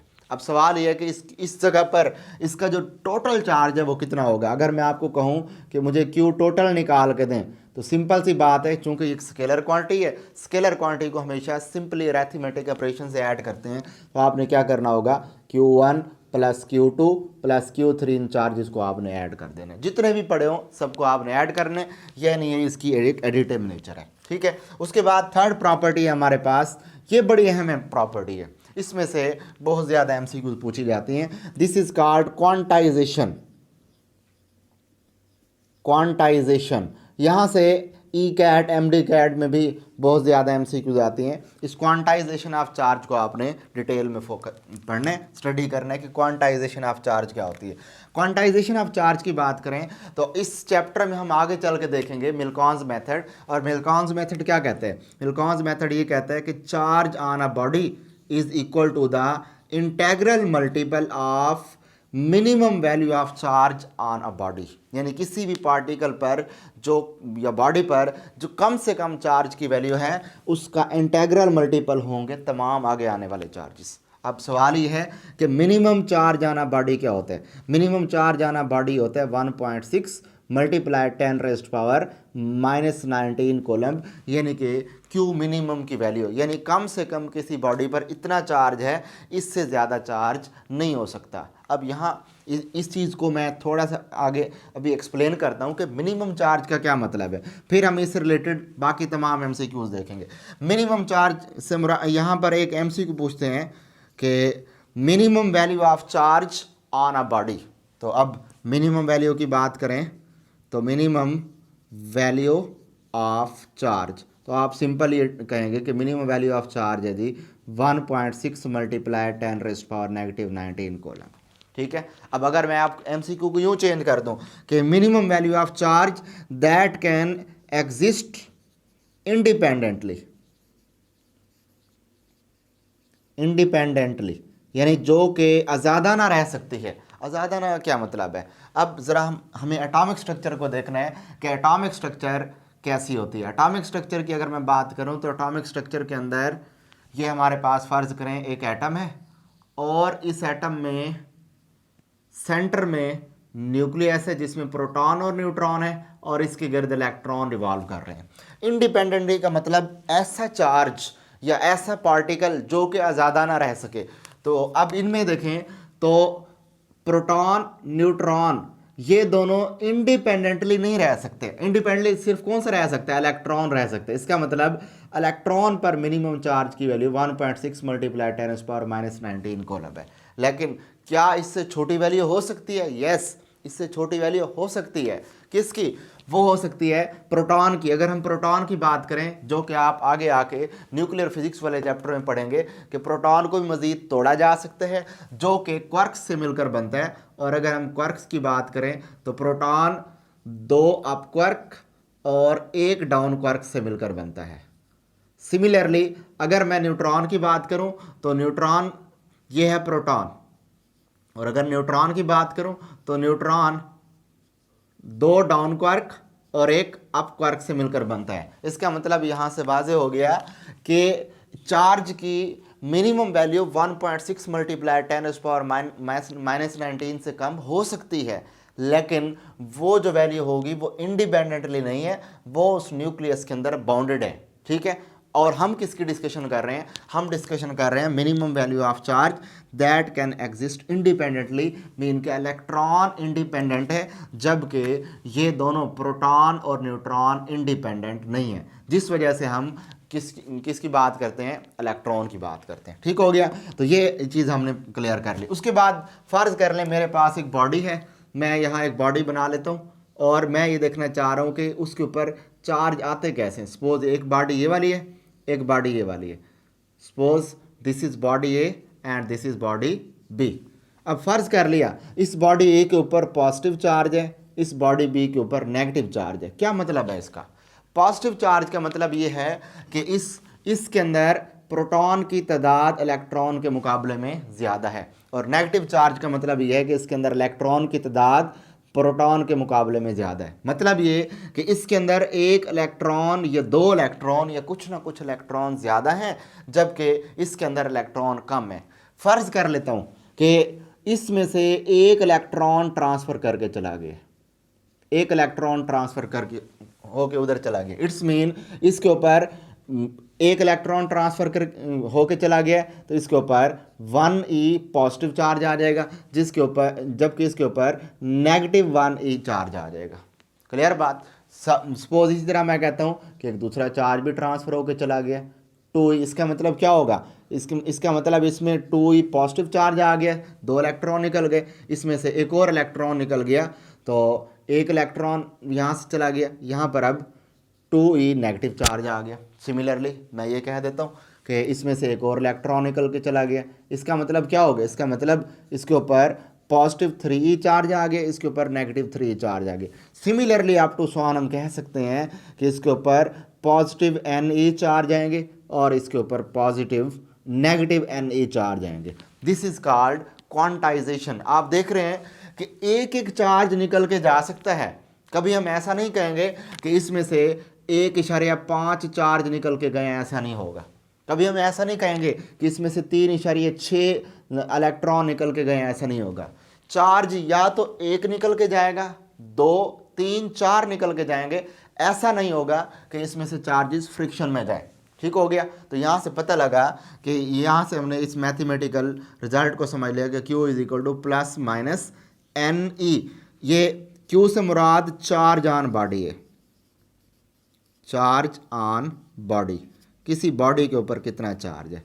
और n से क्या मुराद है, n से मुराद ये है integral multiple. n integral multiple से मुराद n की values 1, 2, 3 and up to so on होगी।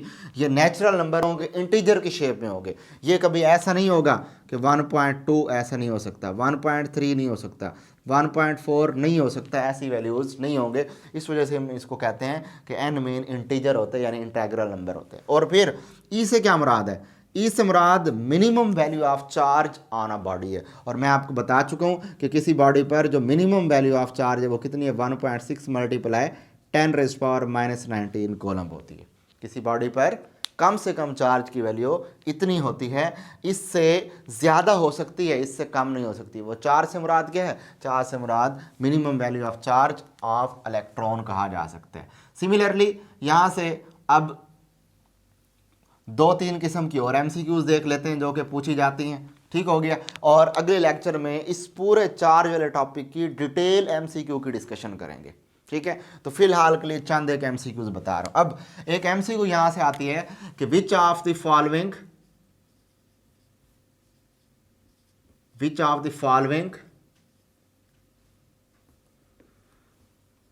Is not the value of charge on body, यानी कि इनमें से कौन सी चार्ज की वैल्यू किसी बॉडी पर नहीं हो सकती। तो आप उसमें ऑप्शन दे सकते हैं। सपोज मैं पहला ऑप्शन लिख रहा हूं, पहला ऑप्शन है हमारे पास 3.2 मल्टीप्लाई 10⁻⁻19 कोलम्ब। बीटा ऑप्शन लिख रहा हूं, इसमें 4.8 मल्टीप्लाई 10⁻⁻19 कोलम्ब। चार्ली ऑप्शन मैं लिख रहा हूं इसके अंदर, तो 6.4 मल्टीप्लाई 10⁻⁻19 कोलम्ब। और डेल्टा ऑप्शन मैं लिख देता हूँ इसमें, इसके अंदर होगा 7.6 मल्टीप्लाई 10⁻⁻19 कोलम्ब। कोई भी वैल्यू मैंने लिख दी है। ठीक है। अब इस तरह के MCQs को आप कैसे हल करेंगे, इस तरह के MCQs को हल करने का बड़ा सिंपल तरीका है। अब आपने चेक करना है कि ये जो वैल्यूज़ हैं इंटेग्रल मल्टीपल में आनी चाहिए, यानी वैल्यू 1e 2e 3e इस तरह आनी चाहिए। यानी कि इस जगह पर जो जवाब आना चाहिए आपका Q इज इक्वल टू, इसमें 1e होना चाहिए, या फिर 2e होना चाहिए, या फिर 3e होना चाहिए, या फिर 4e जवाब आना चाहिए। ऐसा जवाब ना हो जो कि 2.3, 2.4, 2.9 इस तरह का जवाब मिले। तो इस तरह के MCQ हल करने का बहुत आसान तरीका ये है कि आप फार्मूला लिखें n is equal to Q/E। ये फार्मूला है, Q is equal to n is equal to Q/E आ गया। अब चार्ज की वैल्यू हर एक ऑप्शन के लिए आप चेक करते जाएं। पहले ऑप्शन के लिए देखें, Q की वैल्यू 3.2 मल्टीप्लाई 10⁻⁻19 डिवाइड बाय 4 की वैल्यू 1.6 मल्टीप्लाई 10⁻⁻19, इससे कैंसिल, तो जवाब मिलेगा यहाँ से 2 इलेक्ट्रॉन। तो ये आ गया 2e, इसका मतलब 2e, तो ठीक है, इसका मतलब है कि 2 इंटेग्रल मल्टीपल है, 2 में आप ऑप्शन आ रहे हैं। अगर इसको मैं फाइंड आउट करूँ तो ये कितना मिलेगा, ये 3e मिल जाएगा, ये भी ठीक है। अगर इसकी बात करूँ तो ये मिल जाएगा 4e, ये भी ठीक है। अब फाइनल बच चुका है डेल्टा ऑप्शन, और डेल्टा ऑप्शन में जवाब आपको इशारे में मिलेगा जो कि पॉसिबल नहीं है, तो हम इसको टिक कर देंगे, यानी कि डेल्टा ऑप्शन हमारा करेक्ट है। ठीक हो गया। इसी तरह नेक्स्ट हम बात कर रहे हैं, नेक्स्ट MCQ आपसे यूँ भी पूछ सकता है, वो आपको कहता है कि फ़र्ज़ कर लें कि हमारे पास एक बॉडी है, ये एक बॉडी ले लेता हूँ और मैं कहता हूँ कि इस बॉडी में से, इस बॉडी के ऊपर जो चार्ज है, चार्ज की value Q is equal to 6.4 multiply 10⁻⁻19 coulomb, इस चार्ज की वैल्यू है।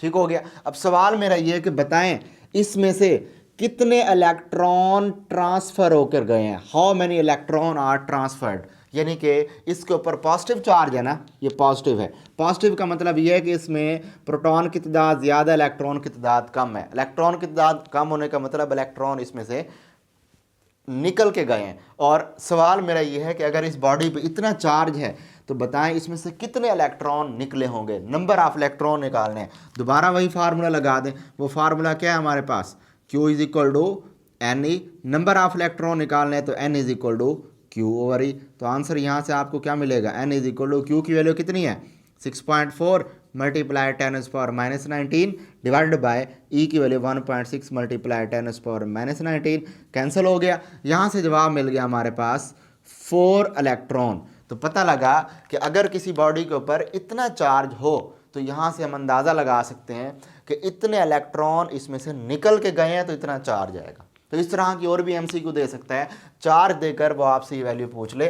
तो अब इस फार्मूले की मोल्डिंग किस तरह हुई, इस फार्मूले की मोल्डिंग किस तरह हुई, वो आपको number of charges, electrons remove और लॉस देकर पूछ सकता है कि बताएं इस बॉडी पे कितना चार्ज है। तो जितने वो नंबर ऑफ चार्जेस दे उसको E से मल्टीप्लाई करें, Q का जवाब आ जाएगा। या फिर N को नीचे ले आएँ तो चार्ज ऑन इलेक्ट्रॉन भी निकाला जा सकता है, ये चार्ज ऑन एनी बॉडी भी निकाला जा सकता है। उसके अलावा वो आपको यूँ भी कह सकता है Q और E की वैल्यू को नीचे लेकर आए और कहे आपको कि कितने नंबर ऑफ इलेक्ट्रॉन निकले हैं किसी बॉडी में या कितने उसमें से ऐड हुए हैं, तो उसकी वैल्यू भी आप यहाँ से निकाल सकते हैं। तो इस तरह की ये पॉसिबल MCQ हैं जो कि क्वांटाइजेशन ऑफ चार्ज में से पूछी जा सकती हैं। ठीक हो गया। इसी तरह और MCQ यहाँ से आती है और वो MCQ क्या कहते हैं, वो आपको MCQ क्या कहते हैं कि फ़र्ज़ करें हमारे पास एक बॉडी है और उस बॉडी के ऊपर 1 कूलम चार्ज आ गया है। ठीक हो गया। सवाल ये करते हैं कि बताएं how many electrons in 1 coulomb, एक कॉलम के अंदर कितने इलेक्ट्रॉन पाए जाएंगे,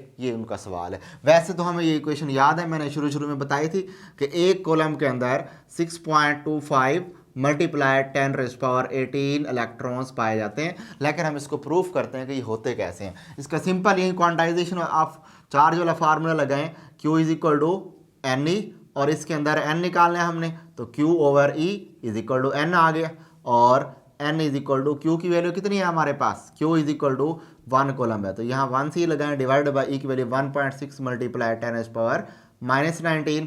यहाँ से आपको जवाब मिल जाना है 6.25 मल्टीप्लाई 10⁻18 इलेक्ट्रॉन्स, इतने इलेक्ट्रॉन्स पाए जाते हैं। ठीक हो गया। तो ये एक सिंपल MCQ है। अब ज़रा इसको फील करें, क्या है इसका मतलब। देखें जब हम सिंपल सा हम कह दें किसी बॉडी पे 1 कूलम चार्ज आ गया, 1 कूलम चार्ज का मतलब क्या है, 1 कूलम चार्ज का मतलब ये है, इसमें देखें अगर आप तो 625 लिख देता हूँ इसको, मल्टीप्लाई नीचे 100 आ जाएगा जो ऊपर चला जाएगा 10⁻, इसको 16 कर देगा, 16 इलेक्ट्रॉन्स, यानी कि 625 के आगे 16 ज़ीरोज़ हैं, 625 के आगे 16 ज़ीरोज़, यानी इतनी बड़ी वैल्यू है, यानी इतने इलेक्ट्रॉन है एक कॉलम के अंदर। तो अब यहाँ से हमें क्या नज़र आ रहा है, जब हम कहते हैं ना कि किसी बॉडी के ऊपर 1 कूलम चार्ज आ गया, 1 कूलम चार्ज का मतलब ये है कि इतने इलेक्ट्रॉन्स इस बॉडी में से निकल चुके होते हैं। या जब हम कहते हैं किसी बॉडी के ऊपर 1 कूलम चार्ज नेगेटिव में है, नेगेटिव का मतलब उसके अंदर इतने इलेक्ट्रॉन ऐड हो चुके होते हैं। जब हम कहते हैं किसी बॉडी में के ऊपर पॉजिटिव 1 कूलम चार्ज है, इसका मतलब उसमें से इतने इलेक्ट्रॉन्स, इसकी इतनी काउंटिंग है, काउंट कर लें इसको, 16 ज़ीरोज़ हैं, 625 यहाँ पर है, यानी इतने इलेक्ट्रॉन उस बॉडी में से निकल जाते हैं, यानी कि ये 1 कूलम इतनी बड़ी वैल्यू है। चूँकि कोलम्ब एक बहुत बड़ा यूनिट है, इसलिए इनके हम छोटे यूनिट भी इस्तेमाल करते हैं। कौन से छोटे यूनिट है? छोटे यूनिट जो हम इस्तेमाल करते हैं, पहले आपको मैंने बताया कि माइक्रो कोलम्ब भी इस्तेमाल करते हैं और इसी तरह नैनो कोलम्ब भी इस्तेमाल करते हैं। अब चूंकि माइक्रो और नैनो कोलम्ब छोटे यूनिट इस्तेमाल करते हैं तो यहाँ से एमसीक्यू पूछी जाती है। एमसीक्यू पूछते हैं, वो कहते हैं कि 1 micro coulomb is equal to, micro coulomb किसके बराबर है? तो सिंपल सी बात, हमें पता है कि 1 कोलम्ब किसके बराबर है? 1 coulomb is equal to 6.25 multiply 10⁻18। ठीक हो गया। अब माइक्रो करना है तो यहाँ पर आप माइक्रो कोलम्ब कर दें, विच इज इक्वल टू, यहाँ पर भी आप माइक्रो कर दें, मल्टीप्लाई 6.25 मल्टीप्लाई 10⁻18, दोनों साइड्स पर माइक्रो कर दिया। अब इस माइक्रो का मतलब क्या है? इस माइक्रो का मतलब है 10⁻⁻6। तो यहाँ से जवाब क्या मिला? 6.25 मल्टीप्लाई 10⁻, यहाँ -6 है, यहाँ प्लस का 8 है, तो यहाँ से जवाब मिल गया हमारे पास प्लस का 13। यानी कि 1 माइक्रो कोलम्ब के अंदर भी इतने इलेक्ट्रॉन्स पाए जाते हैं। सिमिलरली वो आपसे यूँ भी पूछ सकते हैं कि बताएं एक नैनो कोलम्ब पे कितने चार्ज पाए जा रहे हैं। दोबारा सेम वैसे ही काम कर लें कि 1 कोलम्ब किसके बराबर है? 1 coulomb is equal to 6.25 multiply 10⁻18 electrons होते हैं। नैनो करना है तो दोनों साइडों पर नैनो कोलम्ब से मल्टीप्लाई कर दें, 6.25 मल्टीप्लाई 10⁻18 इलेक्ट्रॉन्स। अब इसमें ये हमारे पास 1 nano coulomb is equal to, nano का मतलब क्या है? नैनो का मतलब है 10⁻⁻9। तो यहाँ -9 है, यहाँ 8 है, तो यहाँ से जवाब क्या मिला? 6.25 मल्टीप्लाई 10⁻, ये 8 है और वहाँ से बन जाएगा 9।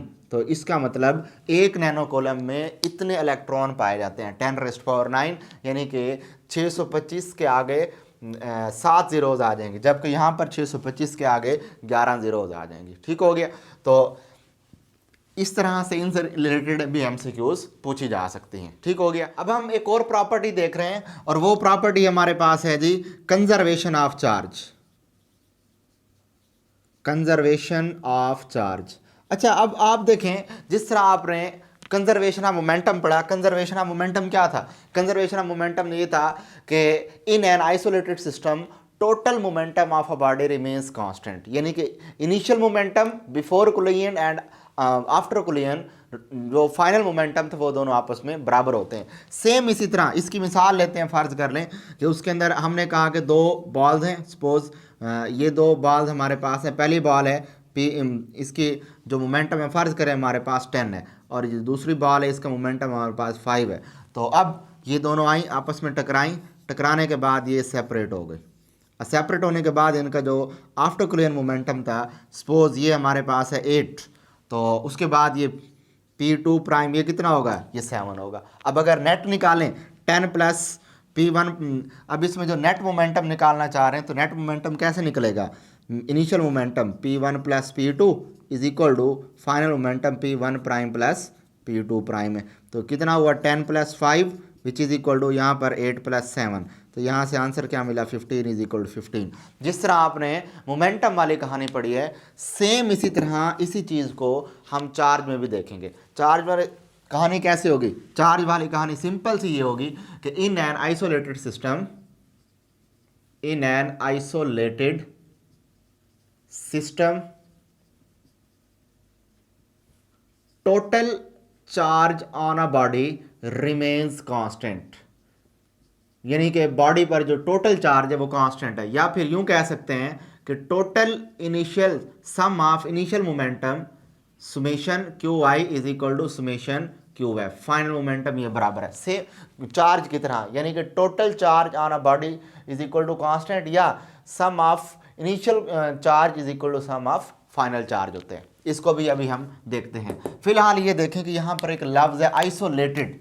आइसोलेटेड का क्या मतलब है? देखें, इस केस के अंदर मोमेंटम वाले केस में आइसोलेटेड का मतलब ये था कि इन एन आइसोलेटेड का मतलब no external force act on it, यानी उस पर कोई एक्सटर्नल फोर्स ना लग रही हो। जबकि चार्ज वाले केस में आइसोलेटेड का मतलब ये नहीं है। चार्ज वाले केस में आइसोलेटेड का मतलब ये है कि इसमें कोई भी इलेक्ट्रॉन ना उसके अंदर एंटर हो रहा हो, ना ही उसको लीव कर रहा हो। आइसोलेटेड सिस्टम का, आइसोलेटेड चार्ज के केस में ऐसा है। क्या कहा मैंने? कि चार्ज के केस में आइसोलेटेड का मतलब ये है कि इसमें से ना ही इलेक्ट्रॉन बाहर निकले कोई, ना ही इलेक्ट्रॉन उसके अंदर ऐड हो। ठीक हो गया।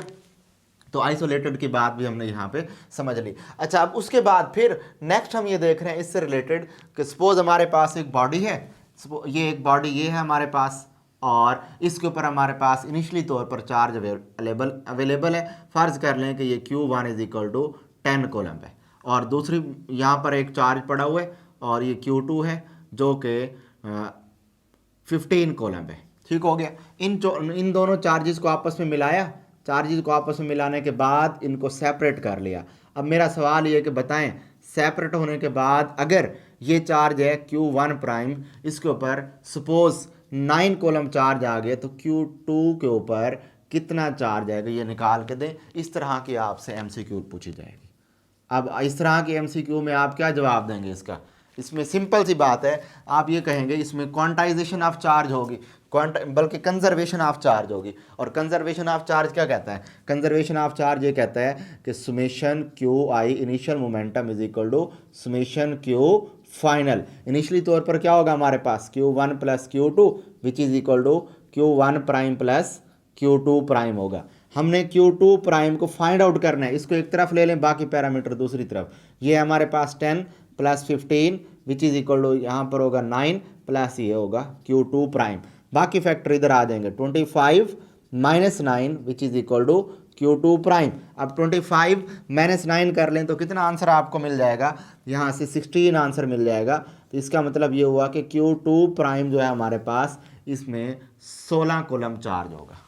ठीक है, यहाँ से भी आपको पता लग रहा है ये क्वांटाइजेशन ऑफ चार्ज है। नेट चार्ज फिर भी बराबर है, कैसे? इन दोनों का मजमुआ कर लें। ये हमारे पास है 10 प्लस 15, कितना मिल जाएगा हमारे पास? 10 प्लस 15 ये 35 हो जाएगा, 35 कोलम। और अगर इसकी मिसाल लेके देखें तो ये हमारे पास है 16 कोलम, और ये हमारे पास 10 प्लस 15 बल्कि ये 25 हो जाएगा। और अगर इसको देखें तो ये 9 कोलम है, ये 16 कोलम है, इसको ऐड कर लें, 9 प्लस 16 ये भी 25 कोलम है। तो पता लगा कि जो Q इनिशियल है और Q फाइनल है ये दोनों सेम है, या हम कह सकते हैं कि Q टोटल कांस्टेंट है हमेशा, यानी कि उनका जो नेट चार्ज है, ये नहीं, हमें इस चीज़ से कंसर्न नहीं है कि उनके अंदर इंटरेक्शन कैसे हो रही है, हमने जो नेट चार्ज देखना है वो नेट चार्ज इनमें सेम है।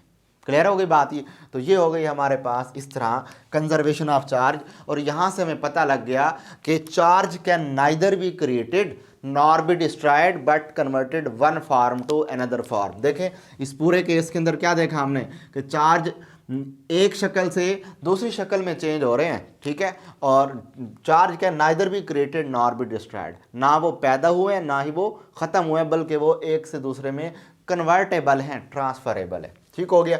अच्छा, उसके बाद नेक्स्ट हम बात कर रहे हैं कि इसमें आइडेंटिकल अफेयर्स की बात कर रहे हैं। इससे रिलेटेड एक और MCQ आती है आइडेंटिकल अफेयर्स की। जब यहाँ याद रखें आइडेंटिकल अफेयर्स क्या होते हैं? आइडेंटिकल सफेयर का क्या मतलब होगा?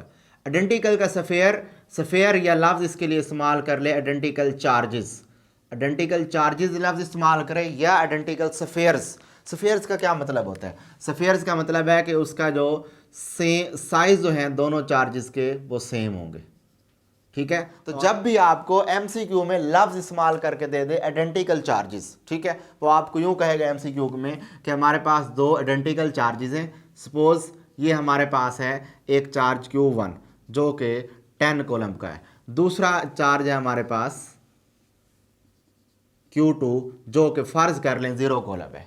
सवाल में स्टेटमेंट में उसने लफ्ज़ इस्तेमाल करके दिए आइडेंटिकल। याद रखें जब भी आइडेंटिकल का केस होगा आपने बग़ैर ही सोचे ये याद रखना है, आइडेंटिकल के केस में इनमें चार्ज की डिस्ट्रीब्यूशन इक्वली होगी। इक्वल से मुराद ये कि एक 10 कॉलम का है एक 0 कॉलम का है, इनको जब हमने आपस में कंबाइन किया तो कंबाइन करने के बाद इंटरेक्शन के बाद जब ये सेपरेट हो गए, अब बताएं इन दोनों के ऊपर चार्ज क्या आएगा। याद रखें कि पहले के ऊपर 5 कॉलम चार्ज होगा और Q2 दूसरे के ऊपर भी 5 कॉलम चार्ज होगा। This is the case of identical charges. जब भी वो आपको MCQ में ऐसी MCQ दे दे वो आपको कहे कि दो आइडेंटिकल चार्जेस हैं और आइडेंटिकल चार्जेस में एक हमारे पास सपोज 10 कॉलम है, ज़रूरी नहीं है कि 10 वैल्यू दे दे, वो 10 की जगह अगर आपको 20 कॉलम दे दे तो फिर क्या होगा, फिर आप कहेंगे कि ये भी 10 कॉलम का है और ये भी 10 कूलम का है। ये आपने एमसीक्यू ट्रिक याद रखनी है। कंजर्वेशन ऑफ चार्ज में बच्चों का एक बड़ा कंफ्यूजेबल क्वेश्चन होता है और ये सवाल बड़ा मासूमाना है।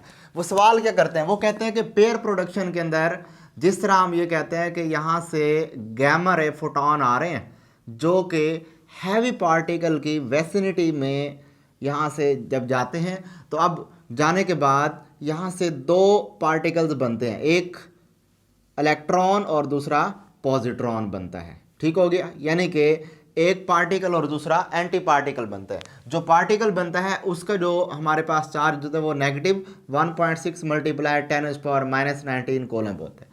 सिमिलरली इस पर होता है पॉजिटिव 1.6 मल्टीप्लाई 10⁻⁻19 कूलम होता है। अब बच्चे सवाल ये करते हैं कि भाई शुरू में ये जो गैमा रे फोटॉन था इसके ऊपर तो कोई चार्ज नहीं था, लेकिन आफ्टर पेयर प्रोडक्शन इसके ऊपर भी चार्ज आ गया, इसके ऊपर भी चार्ज आ गया, तो इसके ऊपर इस पे तो कोई ना कोई चार्ज आ गया। लेकिन हम ये कह चुके हैं कि भाई कंजर्वेशन ऑफ चार्ज के अंदर चार्ज हमेशा कंजर्व रहता है। यस, अभी भी ये चीज़ वैलिड है, क्योंकि यहाँ गैमा रे फोटॉन पर शुरू में कोई चार्ज नहीं है। तो अब इसका भी तो हमें नेट निकालना है ना, नेट चार्ज।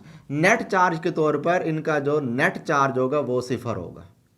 ठीक है, तो इट्स मीन यहाँ से पता लग गया कि pair production, annihilation of matter और इन तमाम टॉपिक्स में भी कंजर्वेशन ऑफ चार्ज भी वैलिड हो रही है। उसके बाद हम एक और एमसीक्यू कर लेते हैं, लास्ट एमसीक्यू है हमारे पास आइडेंटिकल चार्ज से मुतालिक। मैं एक एमसीक्यू कर देता हूँ। अभी मैंने आपको बताया कि जब भी वो आपको एमसीक्यू में इस्तेमाल करके दे दे कि हमारे पास दो आइडेंटिकल सफ़ेयर्स हैं या दो आइडेंटिकल चार्जेस हैं। सपोज़ मैं यहाँ पर मिसाल लेता हूँ कि 2 आइडेंटिकल सफ़ेयर में पहला जो सफ़ेयर है उसके ऊपर -1 कूलम चार्ज है और दूसरा हमारे पास है उसके ऊपर सपोज़ +7 कूलम ले लेता हूँ। ठीक है जी। अब इन दोनों सफ़ेयर्स को उन्होंने मिलाया आपस में और मिलाने के बाद अब उन्होंने सवाल किया, बताएं कि जब मिलाने के बाद उनको सेपरेट करेंगे तो ऑन सेपरेशन इनके ऊपर कौन सा चार्ज आ जाएगा, बताएं जी। तो अब सिंपल सी बात कि चूंकि ये आइडेंटिकल है, आइडेंटिकल के लिए मैंने क्या केस बताया, आइडेंटिकल के लिए मैंने आपको केस बताया कि उनके यानी कि साइज़ सेम होना चाहिए, उसके बाद उनकी शेप भी सेम होनी चाहिए, उसके बाद वो दोनों चार्जेस जो हैं जिस मटेरियल के बने हुए हों मटेरियल भी सेम होना चाहिए।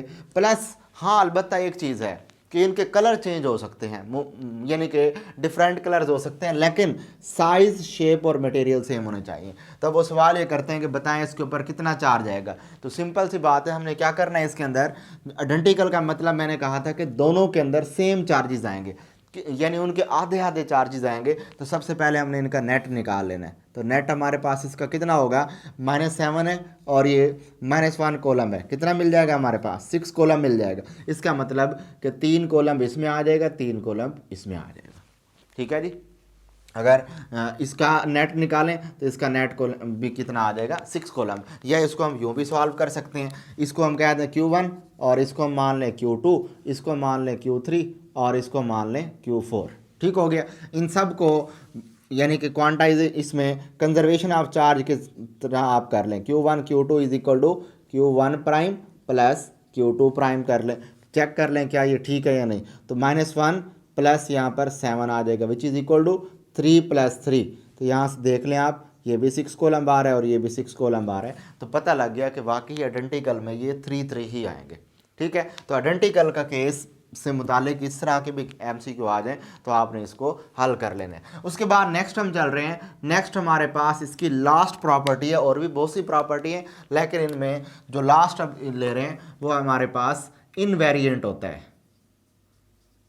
Invariant, charge is invariant. इसका मतलब क्या है, इनवेरिएंट का मतलब यह है कि चार्ज रिलेटिविस्टिक इफेक्ट से इनवेरिएंट है, यानी कि ये रिलेटिविटी वाले पॉइंट ऑफ व्यू से कोई भी वेरिएशन नहीं करता। जैसे हमने पढ़ा था, यानी कि आप पढ़ चुके हैं चैप्टर नंबर 19 में, स्पेशल थ्योरी ऑफ रिलेटिविटी में, वहाँ पर आपने फार्मूला पढ़ा था, relativistic mass is equal to rest mass divided by 1 - v² / c²√। अच्छा, अब क्या पढ़ा आपने इसके अंदर, इसके अंदर आपने ये पढ़ा कि अगर किसी भी बॉडी का मास इंक्रीज कर दिया जाए, अप्रॉक्सीमेटली स्पीड ऑफ लाइट के बराबर कर दिया जाए, तो इसका जो रिलेटिविस्टिक मास है वो रेस्ट मास से बढ़ जाएगा, बड़ा हो जाएगा, यानी मास इंक्रीज हो जाएगा। इसी तरह एग्जाम्पल भी दी गई है। चलो मैं एक एग्जाम्पल कर देता हूँ। एग्जाम्पल के मुताबिक आप लोग पढ़ चुके हैं कि अगर किसी बॉडी की वेलोसिटी 0.07 c बन जाए, यानी कि रोशनी की रफ्तार के इतना बन जाए, तो उस वक्त उसका मैस कितना हो जाता है, आप ये कैलकुलेशन करके चेक कर लें, इसका मैस तकरीबन रेस्ट मैस से डबल हो जाएगा। ठीक है, लेकिन अगर कोई ऐसी बॉडी है जिसके ऊपर चार्ज भी मौजूद है तो इसका चार्ज जो है वो उतना ही रहेगा, चार्ज में कोई चेंजिंग नहीं आएगी। तो पता लगा यहाँ से कि इसमें मैथ जो है वो वेरिएंट है, स्पीड के साथ वो वेरी कर सकता है। मैथ के ऊपर रिलेटिविस्टिक इफेक्ट से लग सकते हैं, लेकिन चार्ज के ऊपर रिलेटिविस्टिक इफेक्ट नहीं लगते। चार्ज सेम रहता है, चाहे उसको कम रफ्तार से मूव करवाएं चाहे उसको ज़्यादा रफ्तार से मूव करवाएं। ठीक हो गया। तो अब हमने क्या कर लिया, यहाँ पर हमने प्रॉपर्टीज़ ऑफ चार्जेस तकरीबन सारी देख ली। उसके बाद देख रहे हैं कि टाइप्स ऑफ चार्जेस क्या होती हैं, और टाइप्स ऑफ चार्जेस के बाद न्यूट्रलाइजेशन ऑफ चार्जेस, और फाइनली फिर हम इनका कंपेरिजन करेंगे। तो टाइप्स ऑफ चार्जेस और न्यूट्रलाइजेशन ऑफ चार्जेस देख रहे हैं। तो इसमें टाइप्स ऑफ चार्जेस की बात कर रहा हूँ कि चार्जेस की कितनी टाइप्स होती हैं। बेसिकली चार्ज की 3 टाइप्स होती हैं। एक होता है हमारे पास सोर्स चार्ज, ठीक हो गया, और उसके बाद दूसरा होता है हमारे पास टेस्ट चार्ज, और तीसरी टाइप का होता है पॉइंट चार्जेस। ठीक है, तो सबसे पहले मैं आपको समझा रहा हूँ सोर्स चार्ज और टेस्ट चार्ज क्या होता है। सोर्स चार्ज की बात करें तो सपोज ये हमारे पास एक चार्ज है और ये चार्ज हमारे पास यहाँ पर मौजूद है। सोर्स चार्ज ऐसा होता है जिसकी इलेक्ट्रिक फील्ड इंटेंसिटी या इलेक्ट्रिक फोर्स को मालूम करना होता है, यानी ये एक ऐसा चार्ज है जिसकी शिद्दत को मालूम करना है कि ये किसी दूसरे पर कितनी शिद्दत से फोर्स लगा सकता है और किस किस जगह पर, यानी इसको हमने चेक करना होता है, टू बी चेकड, यानी इस चार्ज की मुख्तलिफ पैरामीटर ही चेक करने होते हैं कि इसकी इलेक्ट्रिक फोर्स कितनी है, इसकी इलेक्ट्रिक फील्ड कितनी है, और इसके बाद इलेक्ट्रिक फील्ड स्ट्रेंथ इसकी कितनी है। तो ये सारी चीज़ें जिसकी चेक करनी हो वो क्या कहलाता है, सोर्स चार्ज कहलाता है। और याद रखना है कि जो सोर्स चार्ज की जो मैग्नीट्यूड है वो ज़्यादा रखी जाती है, इसकी मैग्नीट्यूड ज़्यादा होती है जिसको हमने चेक करना होता है। इसके बरक्स दूसरी किस्म का चार्ज है टेस्ट चार्ज। टेस्ट चार्ज तकरीबन ऑलमोस्ट हम इसको पॉजिटिव लेते हैं, याद रखना है, अकॉर्डिंग टू कन्वेंशन हम इसको पॉजिटिव लेते हैं। और रिमेंबर, इस टेस्ट चार्ज की जो मैग्नीट्यूड है वो छोटी रखी जाती है, इस टेस्ट चार्ज की मैग्नीट्यूड छोटे रखते हैं। उसकी वजह यह है कि इस टेस्ट चार्ज की मैग्नीट्यूड छोटी होगी तो इसको जब हम इसके करीब लेकर आएंगे तो इसकी फील्ड या फोर्स इसके ऊपर इफेक्ट ना डाल सकें, ताकि हमें प्योरली इसकी इलेक्ट्रिक फोर्स, इलेक्ट्रिक फील्ड और इलेक्ट्रिक इंटेंसिटी का पता लग सके, हम इसको मालूम कर सकें। एनी हाउ, इसमें क्या होता है, टेस्ट चार्ज एक ऐसा चार्ज होता है जिसकी वजह से सोर्स चार्ज की इलेक्ट्रिक फोर्स, इलेक्ट्रिक फील्ड और इलेक्ट्रिक फील्ड इंटेंसिटी को मालूम किया जाता है। यानी कि सोर्स चार्ज ऐसा है जिसकी ये 3 चीज़ें मालूम की जा रही हैं, जबकि टेस्ट चार्ज ऐसा है जिसकी वजह से उसको मालूम किया जाता है। और इनमें बेसिक फ़र्क क्या है कि इसकी मैग्नीट्यूड छोटी होती है, इसका मतलब इसकी जो फील्ड होगी वो भी इसकी मैग्नीट्यूड सोर्स की बड़ी होती है, जबकि इसकी फील्ड भी बड़ी होगी। इसके बरक्स अगर टेस्ट चार्ज की बात करें तो इसकी मैग्नीट्यूड भी कम और इसकी फील्ड भी बहुत छोटी होगी, और इसकी फील्ड सोर्स चार्ज की फील्ड को या इसके इफेक्ट को कोई भी उस पर असर नहीं डाल सकेगी। उसके बाद बात कर रहे हैं जी कि पॉइंट चार्जेस क्या होते हैं। पॉइंट चार्जेस ऐसे होते हैं,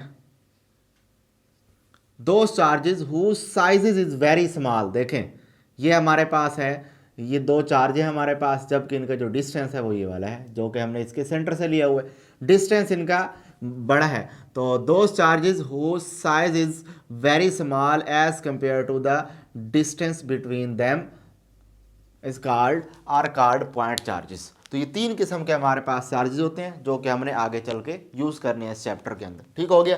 तो अब यहाँ पर हमने टाइप्स ऑफ चार्जेस देख लिया। अब हम देखते हैं कि न्यूट्रलाइजेशन ऑफ चार्ज क्या होती है जी। न्यूट्रलाइजेशन ऑफ चार्ज की बात करें,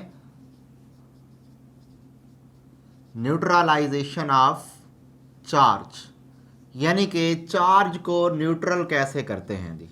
देखिए, न्यूट्रलाइजेशन लफ्ज़ निकला है न्यूट्रल से, यानी चार्ज को न्यूट्रल बनाना।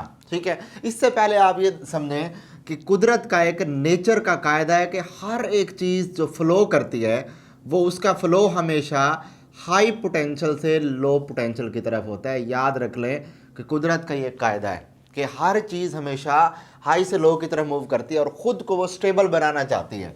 यानी कि वो लो तक जाके खुद को स्टेबल बना लेगी। जैसे कि अगर मैं बात करूं पानी के गिरने की, हाई पोटेंशियल से लो पे आएगा, खुद को स्टेबल बना दिया। और भी जितनी चीज़ें हैं, सारी चीज़ें हाई से लो की तरफ जाएंगी, लो से हाई की तरफ कुछ नहीं, कोई भी चीज़ नहीं जाएगी। सेम इसी तरह अगर मैं बात करूं, दो जगह हैं, एक ही जगह है यहाँ पर और इस जगह पर यहाँ पर चार्जेस पड़े हुए हैं, कम तादाद में पड़े हैं। सपोज यहाँ पर हमारे पास चार्जेस की तादाद है कम, यानी कि पोटेंशियल यहाँ पर कम है। इस जगह पर पॉजिटिव, ये पॉजिटिव, ये पॉजिटिव, ये पॉजिटिव, ये पॉजिटिव। फर्ज कर लेते हैं कि 6 पॉजिटिव और 6 नेगेटिव पड़े हैं। इसके बरक्स दूसरी एक जगह है, यहाँ पर 6 नहीं पड़े बल्कि यहाँ पर तादाद में पड़े हैं 4 पॉजिटिव पड़े हैं और 4 यहाँ पर नेगेटिव पड़े हैं। तो हम क्या कहेंगे? हम ये कहेंगे कि यहाँ पर जो पोटेंशियल है वो कम है और यहाँ पर जो पोटेंशियल है वो हाई है। इट्स मीन ये यूँ कहा जा सकता है कि इस जगह पर हाई कंसंट्रेशन है चार्जेस की और यहाँ पर लो कंसंट्रेशन है, पोटेंशियल की बजाय कंसंट्रेशन लफ्ज़ इस्तेमाल करें। तो अब यहाँ पर हाई कंसंट्रेशन है और यहाँ पर लो कंसंट्रेशन। अब कंसंट्रेशन के पॉइंट ऑफ व्यू से अगर हम बात करें तो याद रखें, चार्ज भी हमेशा हाई कंसंट्रेशन से जो ही हम इनको करीब लेकर आएंगे तो ये हाई कंसंट्रेशन से लो कंसंट्रेशन की तरफ मूव करेंगे और ये खुद को क्या कर लेंगे? न्यूट्रलाइज कर देंगे, यानी कि ये खुद को न्यूट्रल बना देंगे। This is called neutralization of charge. ठीक है, ये कंसेप्ट भी आपने माइंड में रखने। उसके बाद लास्ट वन है इस हमारे आज के टॉपिक का हिस्सा कि अब हम ज़रा कंपैरिजन देख लेते हैं, मैस और चार्ज के दरमियान एक कंपैरिजन देख लेते हैं। यहाँ पर मैं फ़र्ज़ कर लें चार्ज लिख लिया और यहाँ पर मैं लिख देता हूँ मैस। चार्ज और मैस में कंपैरिजन क्या होगा? देखें, सबसे पहले बात करें इनके डिफरेंस के पॉइंट ऑफ व्यू से, तो इनके यूनिट्स देख लेते हैं सबसे पहले।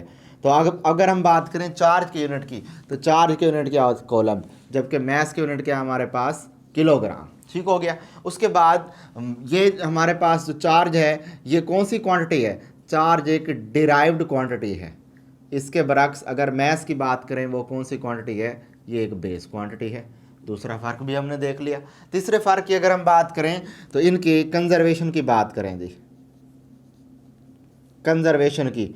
अभी हमने पढ़ा इसके अंदर कि चार्ज की वैल्यू हमेशा कंजर्व होती है, यानी कि क्यू नेट हमेशा सेम रहता है, यानी कि नेट चार्ज हमेशा सेम रहा करता है। जबकि हमने ऐसा नहीं पढ़ा कि नेट मैस हमेशा सेम रहे, यानी कि एम नेट में कंजर्वेशन ऑफ मैस नहीं पाई जाती, यानी इनिशियल मैस और फाइनल मैस बराबर नहीं होता। Conservation of mass is not possible but conservation of charge is possible.